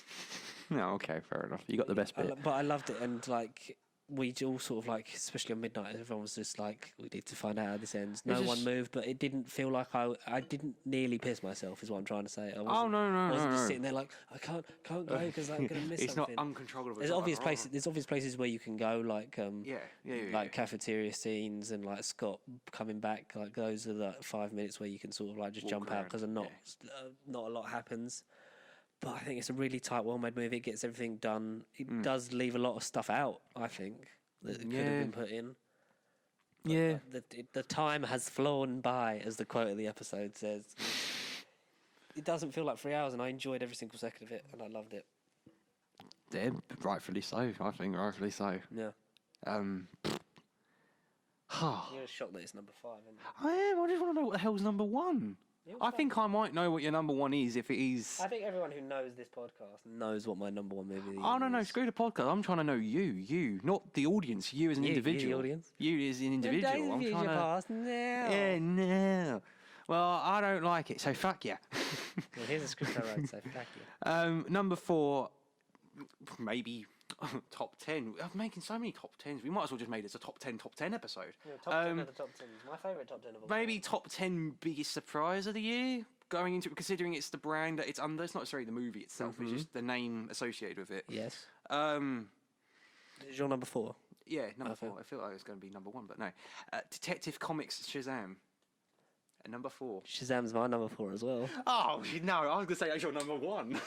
No. No, Shazam's my number 4. And it's above Avengers purely for, like you said, surprise factor. Like, we went into this in April in the... It was an unlimited screening. It was unlimited. Yeah, because we saw it before. Yeah, We saw it like a couple of days before like it come out for real, and we didn't see it again, which I thought was criminal. But a lot of movies sort of come out around that time. but I remember talking about it for absolute like the 48 hours we saw it before it came out to the public, and I had everyone going, "How was that Shazam?" Because I told them about, if anyone that doesn't know, Shazam previously was Captain Marvel legally, and his name was Captain Marvel. I kept referring to him as Captain Marvel. They're like, oh, no, Captain Marvel chick. Like, yeah. So I kept telling everyone was like, how was Captain Marvel the male one and everything, and I just kept, without spoiling it, I just kept going on about it. And it's everyone so well was made. like, It's big but with superpowers. Zachary Levi is amazing. Asher Angel is great. The kid who plays. Everyone. I've watched this movie recently. I tried to, before we did this. I tried to watch as many of these as possible. But I only did Shazam out of all of these because I don't own a lot of them. Yeah, that's the thing. Like, I don't own them. said before, like I need to own Shazam, and it probably will be a lot of these. One of I'm the hoping, only DCU movies I will own. A lot of these, I'm hoping Christmas time after this recording, I would have all of these. After this recording, but previously, in terms of yours, when it comes out, exactly. But I don't know. I love Shazam. It's my favorite DCU movie by miles. It's well made. By a long shot. The director's great. I want to see the Black Adam movie, and I want to see the inevitable Shazam versus Black Adam confrontation we're going to get. Yeah. Mark Strong's great as Dr. Sivana. He is.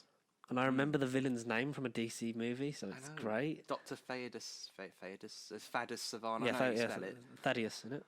Yeah, I want it's Thad. Jimon Honsu as the wizard, Shazam. Yeah. Say my name, and my pals will throw from me. Billy. No, the thing I say to turn into this. Oh, Shazam. Yeah, like the whole.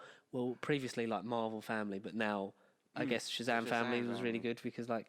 And I love how you get, obviously, the most of it with Zachary Levi, but you completely get that he is just an adult version of Asher Angel's character. Oh, completely. Like, they sync up so well. And you get that with the others as well. Like with, who's the little sister? The tiny little sister. Dana. What's her name? What is her name? Something like that. Yeah, the little girl. It's like, her adult version of that is spot on. on. Perfect, yeah. Like, you completely, like, when she, like, starts speaking to Santa, it's like, you completely get that this is a 6-year-old in an adult's body. Like, it's great. It's like the... I've been a good girl this year. I've been a really good girl this year. Yeah. I would like... It's like... And then they're like... like, come on, like, trying to pull her away from Santa. It's like, come on, we've got to beat up, like, these evil people. And the 7 Deadly Sins are just creepy and well done. Oh, weird. And I like how Dwayne Johnson's a producer, so when he comes to play in this world, he knows what he's dealing with. Yeah, and he's helped. And the statue of Black Adam is obscure, but it looks like Dwayne Johnson. It's nice. It's well done. Yeah, a lot of thought went into this movie because, say, for me, it was just because it's a DC movie. It just my hope was a bit dwindled and like. Yeah, it hadn't been done before, and like I just remember watching the trailer. It came out thinking, last year, didn't it? Yeah, it was Christmas, isn't it? It was literally like this time a year ago. I don't. I just remember watching the trailer thinking, is this a superhero movie? Is it trying to be a parody? Is it trying to be this? It doesn't. It does something to the genre that you'd expect Marvel to do, which is sort of just like. I'm surprised James Gunn's name weren't attached to this a little bit. It was very sort of that weird, sort of eccentric nature. It was great, man. I loved it. It was. And like that Superman coming at the end. It's like I invited my friend. He's rumored to be in Black Adam. Older Henry Cavill Superman, if he's still on it. Right. Oh, well, cool. At least this time, hopefully with a head. Maybe his head. Maybe they can just his head. Just his head. Maybe they can explain where his head went out of Canberra. I don't know. Break the fourth wall slightly. But no, it felt like it was definitely lower budget, but it was just so enjoyable. I think. Like I say, top 10 surprises of the year. I think it's the biggest surprise. Especially when you're like, you can talk about is Marvel. It's like, no, Marvel movies are just made better. We like competition. We like competition. Yeah. It makes everyone better. Yeah. I'd like a really good Batman movie. I want the Batman to be great. I've wanted a good Superman movie. If Justice League was like well made, I'd have been like, what this might. Like this and the Avengers going head to head will sort of will be the test of like who can outdo each other. Like, but yeah, Shazam was just like flawless for what it was. And it makes me excited for Birds of Prey and stuff like that coming out. The Suicide Squad. That's not next year. That's the year after. 2021 is literally the year I want to watch. I don't care about next year. I want to go to 2021. No, we can't. We have to watch Spyfall. It's fine. But yeah, so you're number 3. It was nice that we've sort of synced up on a few of these. How many more are we going to sync up on? Probably not. Yeah, probably. I think we're probably done now. Probably not. Well, there might be one more that we may sync up on, but I don't know. Carry on. No, I don't think. You've mentioned it already. A fun buddy cop buddy cop movie, but a fun team up movie with two sort of egos colliding. One of them being the force of good in the series, kind of, and then the other one being a bit of an egotistical douche who I didn't like in the other films. But then they have to collide and go up against a black Superman. Hobbs and Shaw. Hobbs and Shaw, number 3. That's Hobbs and 3. I did. Hobbs and 3. No, I wasn't expecting it to be. There's an argument for it to be higher up. It's just like I don't know. Like I say, you swappable. All of these movies are great, and they're just swappable. Even honourable mentions, like any of my honourable mentions, I think I could have been in it. Yeah, it's just hard. Like I say, we were here for like a good 40 minutes trying to even come up with a list. It was like, ooh. Yeah, we literally spent half an hour just writing our lists. Yeah, just like the top 5. I knew roughly what it was going to be, but. I knew the top 5. Yeah, just not exactly in the order. But Hobbs and Shaw, there's not really much more I can say, but I loved it. It got me into one of the biggest, or not biggest, but one of the longest franchises in recent years. Mm-hmm. Definitely 2001. And definitely from that film was then I was like, right, I've got to watch something all the time to keep up with George. That's when I was like, right, I've got to watch stuff now. If I can manage 8 movies in about a week, I could then, I can sort out other franchises. Yeah. We're only going to get better, but it's just the surprises, the humour. Yeah. It's very much a lighter in tone. And the soundtrack. I like the soundtrack for this film. Yeah, it's actually quite good, isn't it? Yeah. I like nearly all the songs. Well, I think I do like every song. I think. Yeah. But And I think it just fits in the fact that when you look at the evolution of the Fast and Furious franchise from number 1 to where we are now, it fits. The sky's the limit for it. It fits. I mean, you could cut out that Samoa thing and make it a really tight movie, but it's okay. They literally did that for Roman Reigns. He's going to be the next wrestler turn movie. Can you imagine? He's going to be in it. I'm fair enough with that, man. I think maybe if you'd have cut out that Samoa thing, maybe Hobbs and Shaw would have been a lot higher on my list, just because first 1 hour, that 1 hour 30 minutes is just spot on. It's just their chemistry. Then it's like, let's go on holiday to Samoa for a bit because of family. But yeah, maybe it's great, top 10 pair of actors with like chemistry. Maybe you can rival it with Stu, but you can say. I think it's better just because they work so well together, and it is literally just it's an antagonist. They both think they're the straight man. Yeah, but they're both being just stupid. Yeah, it's brilliant. Yeah, Hobbs and Shaw. Like, I don't disagree with like where any of yours are. No. It's just what it is. Yeah, Hobbs and Shaw. And it's definitely a movie I'm buying. Definitely. Number 3 for me, one that you spoke about, John Wick Chapter 3. Oh, okay, yeah. Just because purely, like, I loved just try and say what you didn't say, like, just the cinematography is just, like, it's gorgeous, it's well made, the quality, you can just see it on the screen. The cast are, like, it's an Ian McShane movie that's the top end of a list, but it's not a bad one, because, like, he's great in it. Like the hotel thing, and it's nice. It ends on a bit of a cliffhanger. We didn't really talk about that. No, we didn't. No. Is that he's like Ian McShane's character because I've forgotten his name, but if I rewatch, like as soon as like someone says it, I'd know it. But like it shoots John off the roof, like he's fine, and he gets back to Lawrence Fishburne. His character. Yes, the Slum King. I'm pissed, John, and they're going for revenge, and that sort of sets up the fourth. And definitely spin-offs, and like, I just love this series, and it's so well, and I love Keanu Reeves, and you can just I wouldn't be surprised if he could do all this in real life. He's great. Like he's great. I love him. Well made, and I definitely need to pick up the entire trilogy. Just the only thing stopping me is that the case on John Wick 1 is a thin one, and the 2 and 3 are normal sized. So I might get a triple pack, but then I don't like getting packs when the series hasn't finished. Yeah, I was guilty of that with like some TV shows and that, but hey ho. Well, some sacrifices have to be made sometimes. They do. Number 2. Go on then. These two, I knew what they were going to be, but they've swapped. Oh. I think this is your number 1. No, it might not be my number 1. Don't reveal my number 1. We can't reveal number 1s yet. No, well, you have to do honourable mentions. You have to keep your mouth shut because I'm guessing what your number 1 is. Okay. Well, I'm just saying that I don't assume that you know what my number 1 is. Well, not even a man who has a rocket.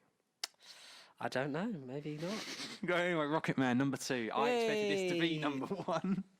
But I'm interested to know what your number 1 is then. Oh, it really is obvious. Like, I'm... Out of you two, you're like the critic. You're becoming more. The I'm critic. teaching you the ways.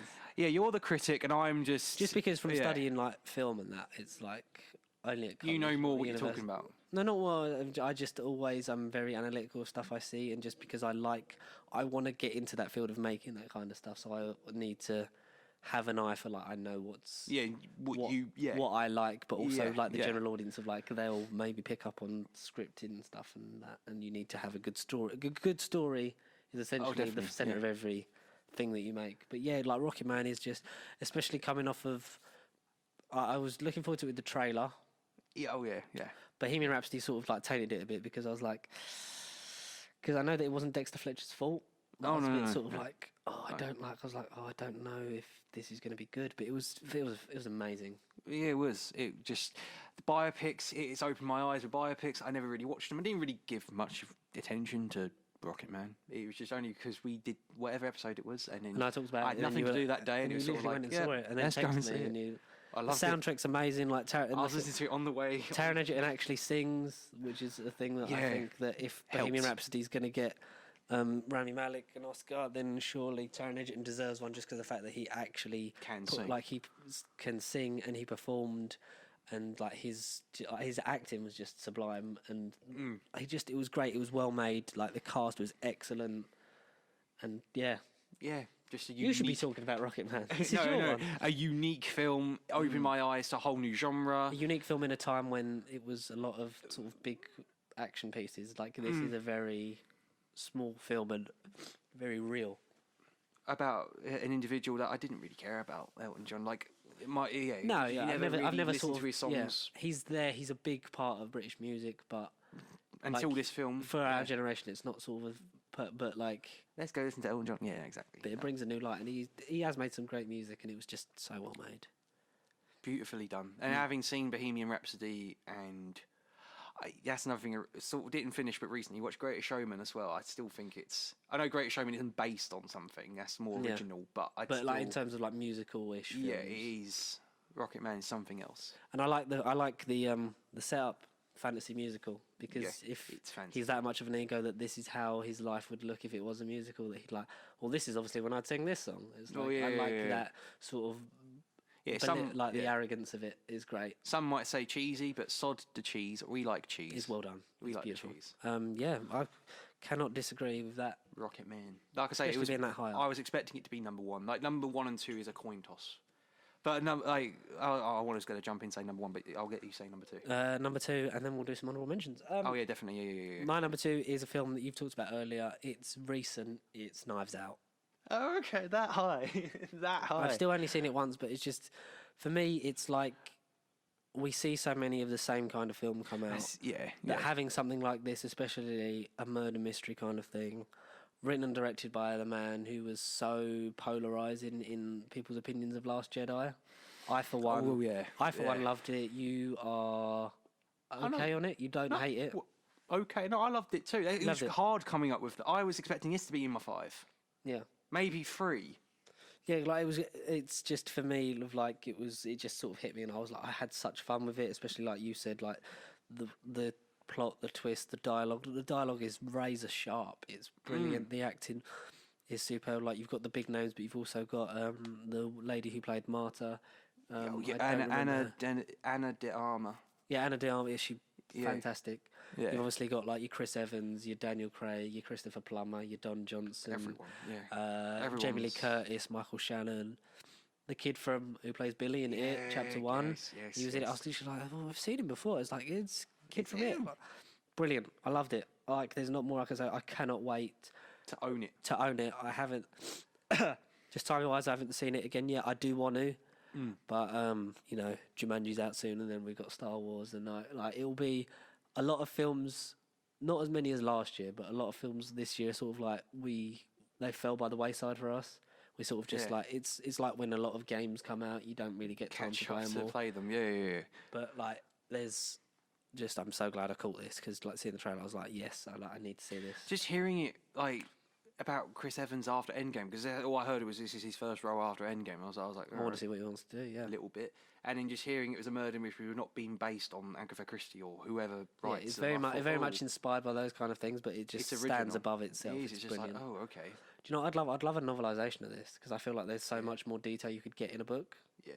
Yeah, I would read that. I would read that. Expands on it. I'm really glad that we saw it. Its most recent film. I'm really gutted that you couldn't come to the Unlimited thing though. No, that like would have been a thing. Any other day. I say any other day. I only booked it in advance just because I knew that it's something we wanted to see and the tickets were going, so it was like, let's get in. We have to. But unfortunately, you were busy living your life in a gig. Gigging it up, yeah. Do you want to hit me with some honourable mentions? I mean, these are in no particular order, really. These are just. So, how many have you got? Like 20? I'm going to mention. You've got 7. I'm going to mention 7. I'm not going to go. No, mention them all. No. Go on, mention them all. I ain't going to talk about them all. No, we don't talk about them all. You could just mention them in I'll literally just list them. So, in no particular order, but I'm just going to read them in this order. Lego Movie 2. Yes, 2, Lego Movie 2. Lego Movie Part 2. Lego Movie 2. Lego Movie Part 2 is on there. It nearly made my top 10. It's so enjoyable. This song just gets stuck in your head. All of it. I watched Ninjago last week. Ninjago's not bad, is it? No. I think it's unfortunate it come out. If it hadn't come out the same year as Lego Batman, it would have been fine. Because it was a bit like, another Lego movie. But if it had come out a year later, I think it would have been like something revered. Because the voice acting, it's a very good story. The Lego movie series, they've not failed. They're not failed. They've not made a bad one. No. And I think the best one is still the first. But like Lego Movie 2, I really enjoyed, especially as a sequel to like it was like how do you make because everyone it was like how do you make a Lego movie, and then it was how do you make a sequel to Lego Movie? And it's great, and the time travel stuff and all those. A lot more live action than I think we were expecting in terms of like. This is one of those movies again where I need because it's just sort of February. I think this was just after my birthday. This is right at the beginning of the year. I can't remember. I remember scenes. Yeah, I can't remember. I don't own I need this, but I want to. I need a rewatch. I think we can agree that our top 10 / honorable mentions are all stuff that we want to own. Oh, definitely, 100%. Like at least 7 of these, or maybe like 12 of these I will own, but then the rest. I think I'm Jumanji, going to Star Wars we haven't seen just yet. We probably will own them. Oh, yeah, that goes without saying. We probably will own them. Yeah, I need to buy the first Jumanji, but that's in 4K. Yeah, I need to.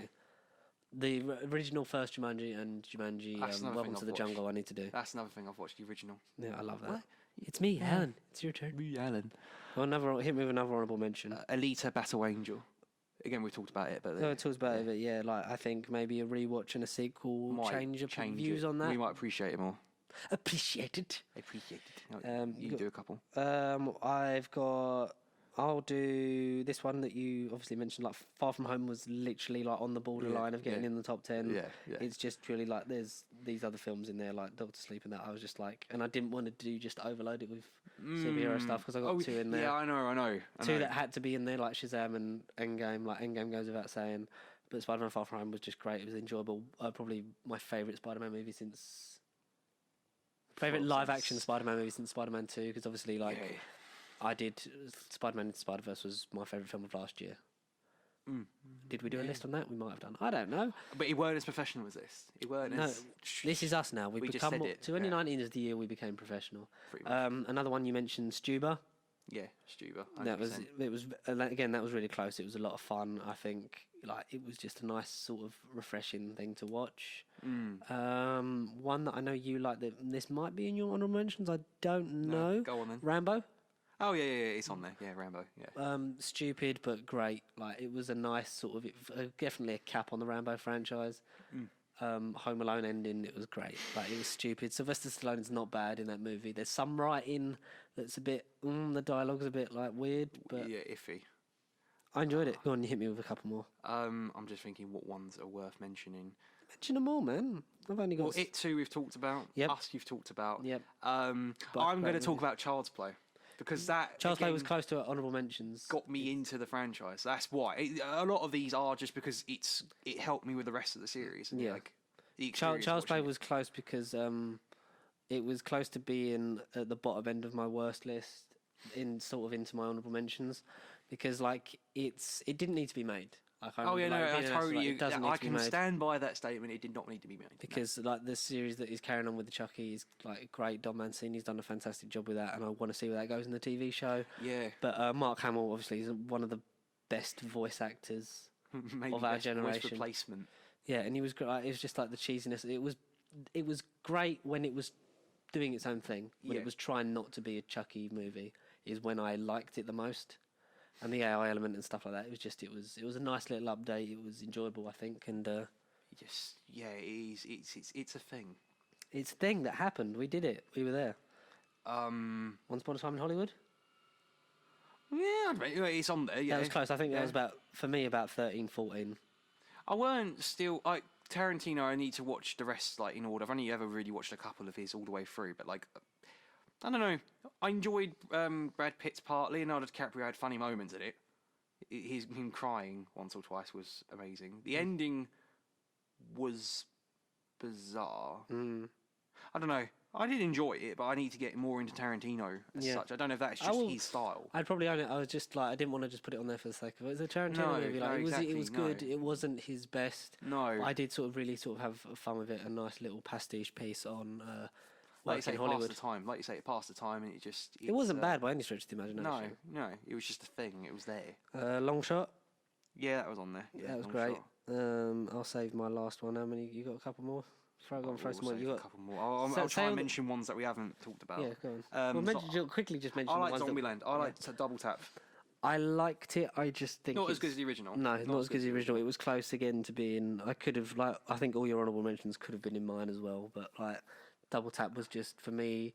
I was just being harsh of like this. Like it was good. It wasn't as good as the first one. It was just it was borderline for me, really. I want to mention two more. One, I'm surprised, although we gave it a lot of praise off camera, we haven't talked about it, and that's Terminator.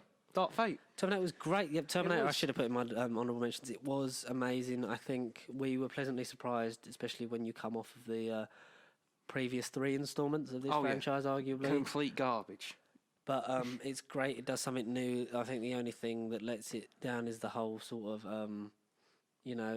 what's Skynet? It's Legion now. Like, I think it just alludes to the fact that, like, wherever a Skynet type threat, a John Connor type resistance leader rises up, it was nice. It did something different. Arnie is best used in this. Oh, definitely, 100%. Yeah, better than in any of the sequels. It's he's like cool in this because you feel like something's missing, and then when he joins that the protagonist group, he's like, "Yes, this feels like great," and it's a nice little thing for him, and it's great. Yeah, that's great.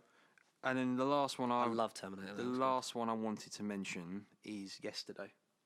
Yesterday, I never caught this. No, Yesterday. I wish I did. Yesterday. Another somewhat of a biopic, but it is more of a musical comedy. Mm-hmm. It's a love story. It's I don't know. Based off of the Beatles. He's the only.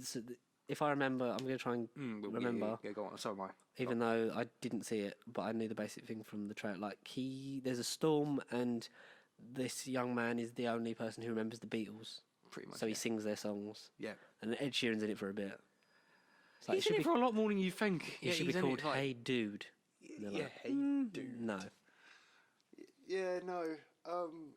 No, he's in it for a good chunk of the second half. He's in it throughout the film. Once he gets introduced, he's kind of in it. The cast looked great in it. Yeah. Does the music sort of hit you in the right spot? I mean, again, it's like because as much as I didn't know the Beatles. Yeah. But I mean, but it wasn't. You knew the Beatles, but you didn't actively seek out their music. It wasn't about the Beatles. It was about how their music changes the world. How really. How the main protagonist, I can't think of his name, but how he comes up with music that everyone says to him, like, look, what are you on about? Who the fuck are the Beatles? I've never heard. Like, stop stealing credit. Like, you're coming up with these songs. But then he also fancies his friend / girl that he wants to get with. So it's a bit sort of like that kind of thing. Well, that's fun. But then so she's trying to like raise his confidence, saying like, "Look, you've come up with this amazing music. It's all you." And he really tries his hardest to get across like, "No, this isn't my music. It's these Beatles, like these icons or whatever." And then towards the end, he goes on stage, he gets famous, he gets tours, he gets signed and gigs and stuff, and he sort of becomes the Beatles. But then, like the Bootstrap Paradox, really, a little bit. He becomes the Beatles, but then he doesn't want it. And he does. I can't remember exactly how it ends. I can't remember if the people remember the Beatles or whatever. I can't remember how it ends, but I just remember it's one of these films where he wants to become the Beatles and he gets accepted and he doesn't, and he sort of walks away from the power and like the responsibility. The limelight. And even the love, like he seeks the love, the girl in the film, but then at the end he sort of because he realizes that she isn't how he thought of her. Yeah. He sort of then walks away from her as well, and he doesn't pursue her because once they get close and they start to get to know each other, he sort of realizes he really doesn't love her the way he thought he did. Like it's one of those. He sort of turns itself around. But yeah. Is that your last honorable mention that you want to say? Yeah, that's it. My last honorable mention, Godzilla King of the Monsters. Okay. Great action movie. Like, it was just, I wish I'd have seen it in 4DX. Like, it was just, especially when you come off the back of Kong and Godzilla 2014, it was, you know, instead of like seeing hardly any of him, it was just monsters everywhere. Charles Dance's in it, and he's great. Millie Bobby Brown's in it, and she's not bad. No. I think you could have sort of like cut her character, though. She didn't really affect it, apart from like the parents sort of thing. But it was just, it was great. Like, it was, well, I loved it. It was a lot of fun. I didn't expect to, and I look forward to whenever we get Kong versus Godzilla. So it's 8 months back now. Yeah. Been pushed back. Yeah. So like End of October, 2020. November. Yeah. But yeah, I look forward to that, and I look forward to you telling me what your number one movie of 2019 is, Connor. It's not original. It's non-inspired. It's quite obvious. But again, this is down to It's a court of public opinion. down to our experience as well, and just the fact that it's well, we go. My first midnight film, seeing the cinema actually Was that your packed. first Midnight one? Yeah. Seeing like the first. Never seen the cinema that packed in my life. It felt like I was Yeah. in LA, like red carpet premiere a little bit. It just It felt did. like, It sort what of. the It hell? felt. It was nice. We because couldn't We don't really move. get the same cinema experience over here as they do in America. Like, It must be like that all the time in America, like for nearly every I wish film. we clapped more, like and cheered at it. Yeah. Like when you see the American reactions to this film. But he's the Hollywood blockbuster piece of garbage that we all love and respect, known as Avengers Endgame. Like Far from garbage, my friend. That is, yeah, I agree. Endgame. It is just down to our experience and just the feeling going into it. The fact that I did We were that day, excited. I binged all of Captain America, all of Infinity War, purely because I just thought Captain America was going to die. We knew coming into it that it was the end of Iron Man and Captain America in thought some way. The We whole just didn't time I know thought Iron Man, lukewarm as I am on him, like I cared about him, and after this film, like I like his run, but I'm Team Cap all the way. So I was shitting myself, thinking he's gonna die, he's gonna die, he's gonna die. He And got, yeah, he got something the nice happens to ending that him. we got. Oh yeah, the better ending that we We all wanted. Thought, yeah, we wanted, and Goes didn't back think to it was going to Peggy, happen. We yeah. didn't thought it was going to happen. Yeah, Chris Evans is amazing in it. Like But an yeah. underrated man in terms of the MCU, who who went from a character that no one really liked to everyone's almost favourite. On par with Iron Man, I think, for a lot of people. American hero. Yeah. When you think of the two sort of patriarchs of the MCU, you think of Tony Stark and you think of Steve Rogers. You think of their brilliant performances and a nice little ending for those characters. Yeah. Because I knew they weren't going to kill off both of them. No. I knew when it was like time travel. It was like I knew that that's what I wanted for Steve. I knew that I wanted that to happen. Yeah. But was it?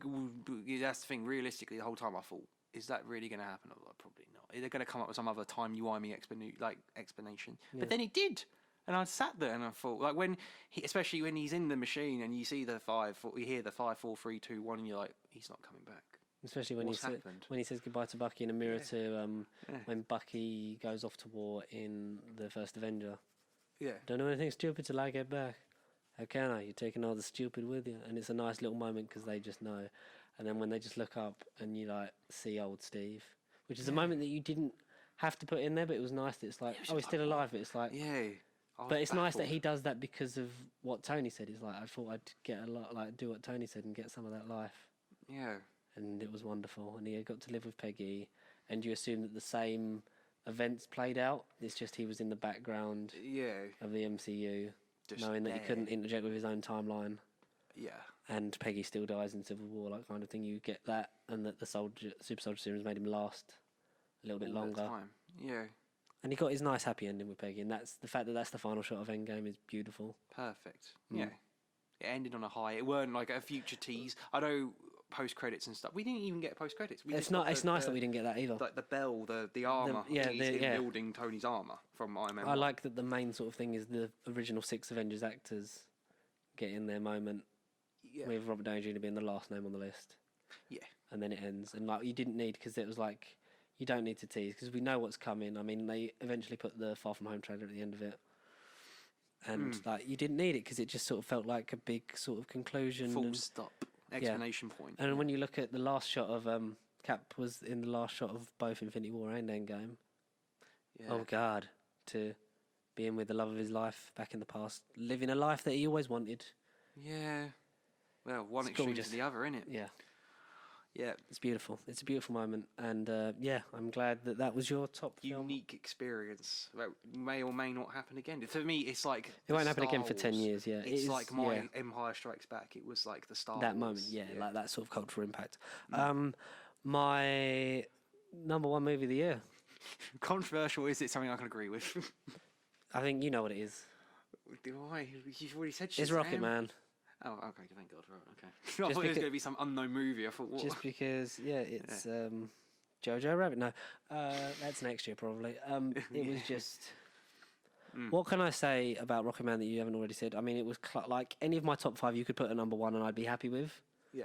Because they were all just sort of like, they were all sort of on par for me. But it's just, for me, Rocket Man was like, in a year with your Avengers Endgame, you had a story about a singer that didn't just give you the best parts of his life, the highs. It played off of the lows and the drug abuse and going to rehab. And it ended on a point where I thought it should have ended. It ended like he got to rehab and then he went on to live his life and go like over 30 years sober and find love and raise his kids. And that's why he's quitting touring and blah, blah, blah. Because he's still in his last tour now that ends next year.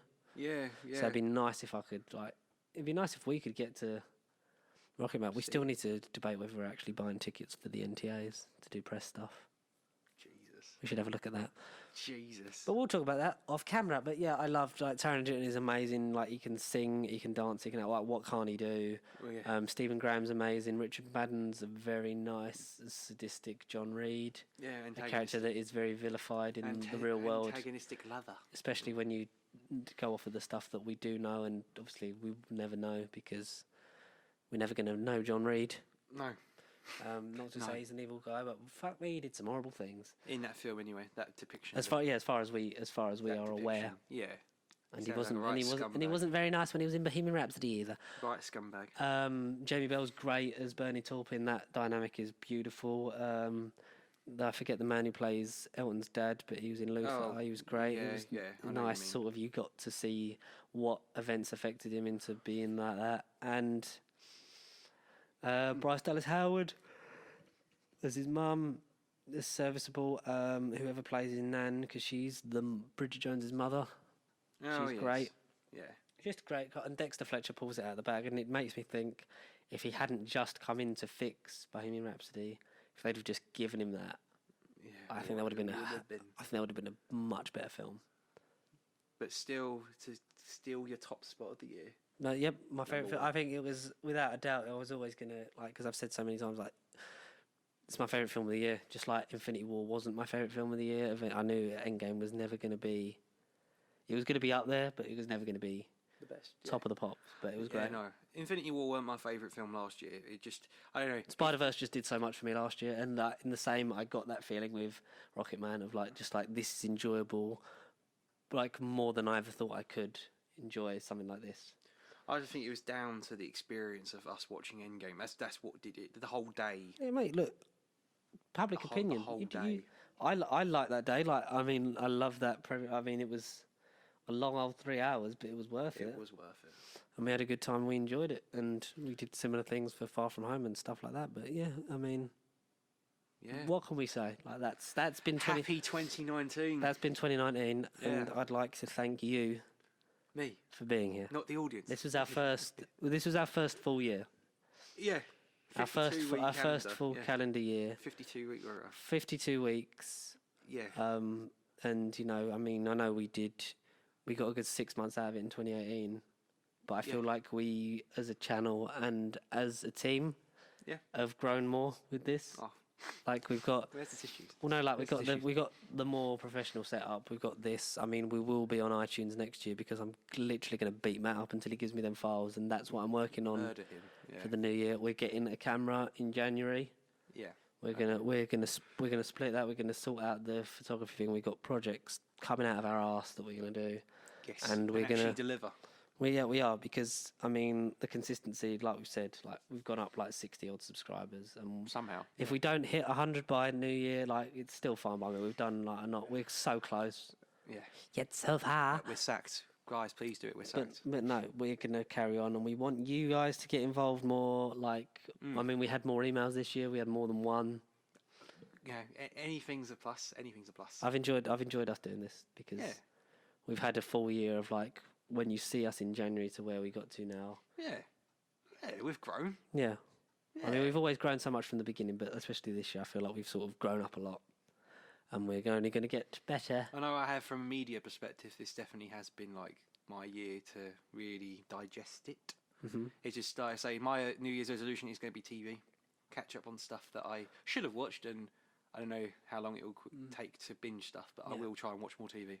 No, yeah, New Year's resolution is for us to keep doing what we do. And keep loving what we love. And keep growing. Yep, we're going to keep growing and keep going, and we want to hear from you guys. So thank you to all our subscribers that have been here since the beginning, or you've only just joined. We love and appreciate all of you. Each and every single one of you. So tell your friends about us, tell your family, tell anyone that will listen to like, comment and subscribe and share, and follow us on the Facebook page, Twitter, Instagram. What's the handle for that one, Connor? For the Instagram? For all the social media. nerdbiblecontact@gmail.com. That's for the emails. But what about if they want to follow us? Pasty Chief. Pasty Chief, goddammit. Yes, like Connor said, email us. Email us, with your questions, quandaries, and queries. Yeah. Questions, quandaries, and queries. Quandaries is your normal Questions, quandaries, and queries. Yeah. Obviously, like Connor said, nerdbiblecontact@gmail.com. Email us in with your New Year's resolutions. We want to hear what you want to get up to in the new year. What do you want to achieve? I know that when you see us next week, we're going to be talking about Doctor Who Series 12. Yeah, and how awful it is. And how awful. Or how good it is. But let's just start by saying thank you. Oh, we hope you had a very Merry Christmas. Yeah, Merry Christmas and a Happy New Year. And a pasty New Year. Hey, a very pasty New Year. And we'll see you in 2020, guys. Thank you so much. Allons-y. Stay pasty. Allons-y. The hybrid Clara. Oh, God.